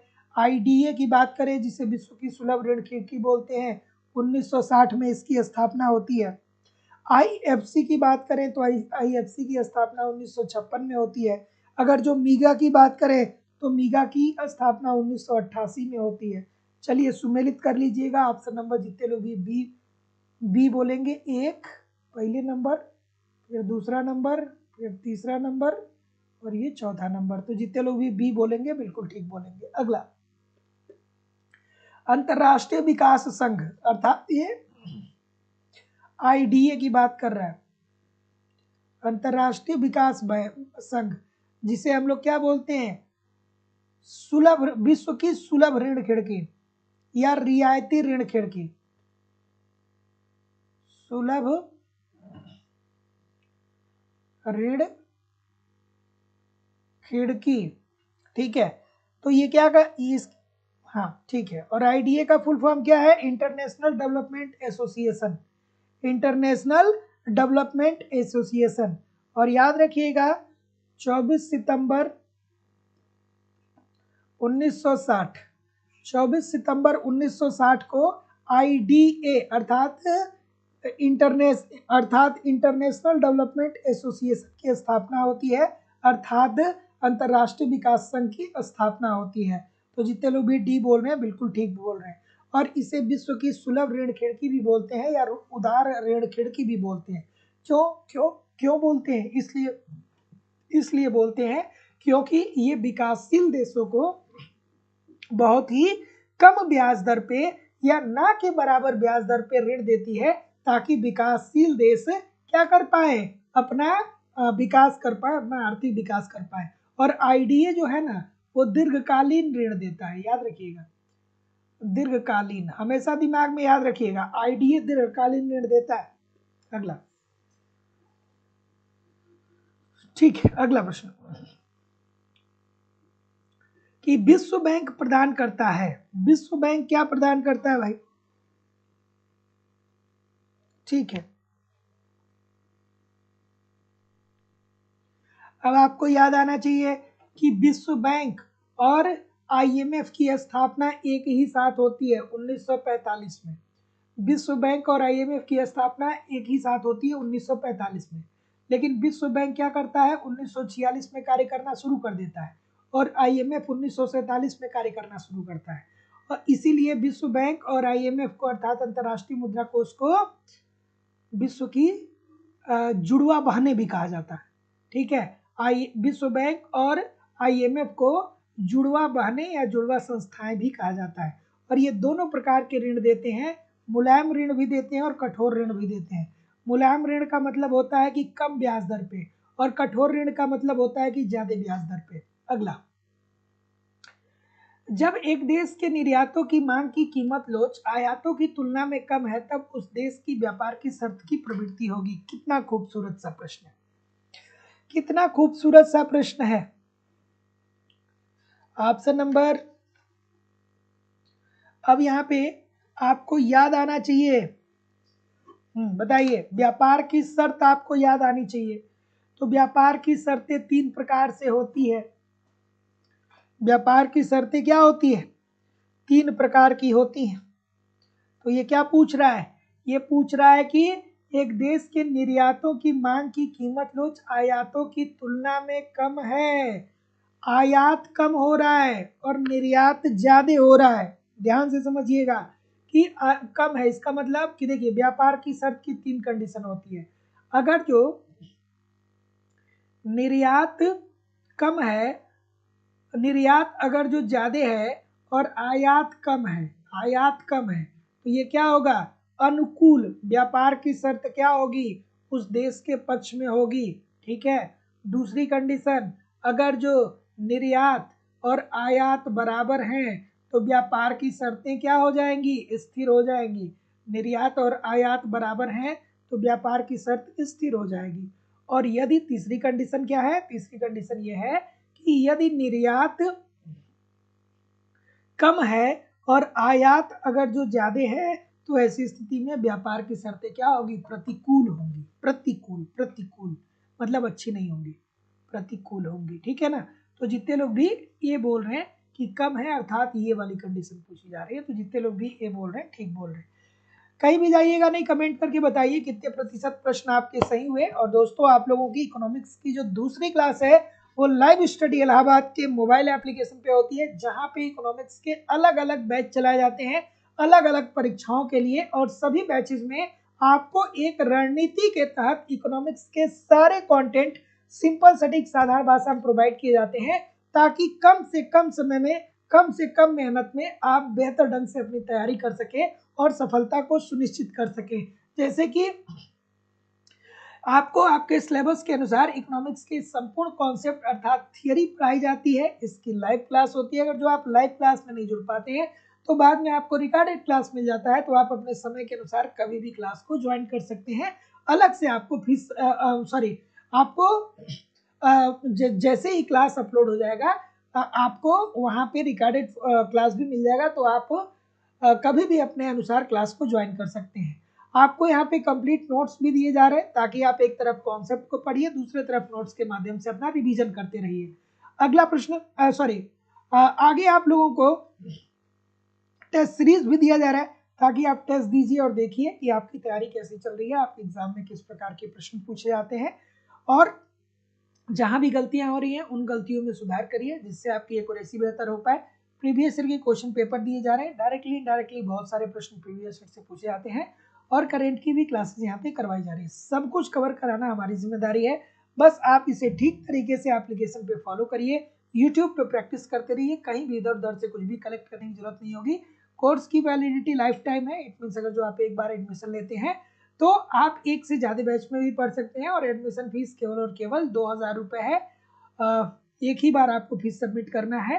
तो जो लोग भी एडमिशन लेना चाहते हैं डिस्क्रिप्शन बॉक्स में जाइए, एप्लीकेशन का लिंक दिया गया, एप्लीकेशन को डाउनलोड करके वहां से डायरेक्ट कोर्स परचेज कर लीजिए। या आप डायरेक्ट कोर्स नहीं परचेज कर पा रहे तो सीधे आप मुझे इस नंबर पे कॉल या व्हाट्सएप मैसेज कर सकते हैं, या किसी भी इंक्वायरी के लिए इस नंबर पे कॉल या व्हाट्सएप मैसेज कर सकते हैं। लेकिन जब आप कोर्स अगर जो एप्लीकेशन से परचेज कर रहे हैं तो उसका स्क्रीनशॉट मुझे इस व्हाट्सएप नंबर पे जरूर सेंड कर दीजिएगा। सभी बैचेज उपलब्ध हैं। उत्तर प्रदेश टीजीटी पीजीटी का अलग बैच है, बिहार टीजीटी पीजीटी का अलग बैच है, यूजीसी नेट का अलग बैच है, Jharkhand TGT PGT, Jharkhand JET, Madhya Pradesh state, Madhya Pradesh SET, UGC NET LT grade, Uttarakhand lecturer, Uttarakhand LT, अलग अलग राज्यों में जीआईसी लेक्चरर, हंडियाड़ा पीजीटी, राजस्थान में वैकेंसी है उसके लिए भी आपको बैच मिल जाएगा। सभी बैच आपको मिल जाएंगे। So thank you very much everybody. तो अगर जो आप नए हैं, चैनल को अभी तक सब्सक्राइब नहीं किए हैं तो चैनल को सब्सक्राइब कर लीजिए, बेल आइकन को क्लिक कर लीजिए और नोटिफिकेशन आइकन जरूर दबा लीजिएगा। और डिस्क्रिप्शन बॉक्स में एप्लीकेशन का लिंक दिया गया, उसे भी डाउनलोड कर लीजिए। व्हाट्सएप चैनल आप ज्वाइन कर लीजिए, टेलीग्राम चैनल आप ज्वाइन कर लीजिए, और बने रहिए, एप्लीकेशन पे पढ़ते रहिए, यूट्यूब पे पढ़ते रहिए, सब कुछ आपका कवर होने वाला है। तो चलिए दोस्तों, मिलते हैं हम लोग नेक्स्ट क्लास में। तब तक के लिए आप पढ़ते रहिए, आगे बढ़ते रहिए। नमस्कार, धन्यवाद।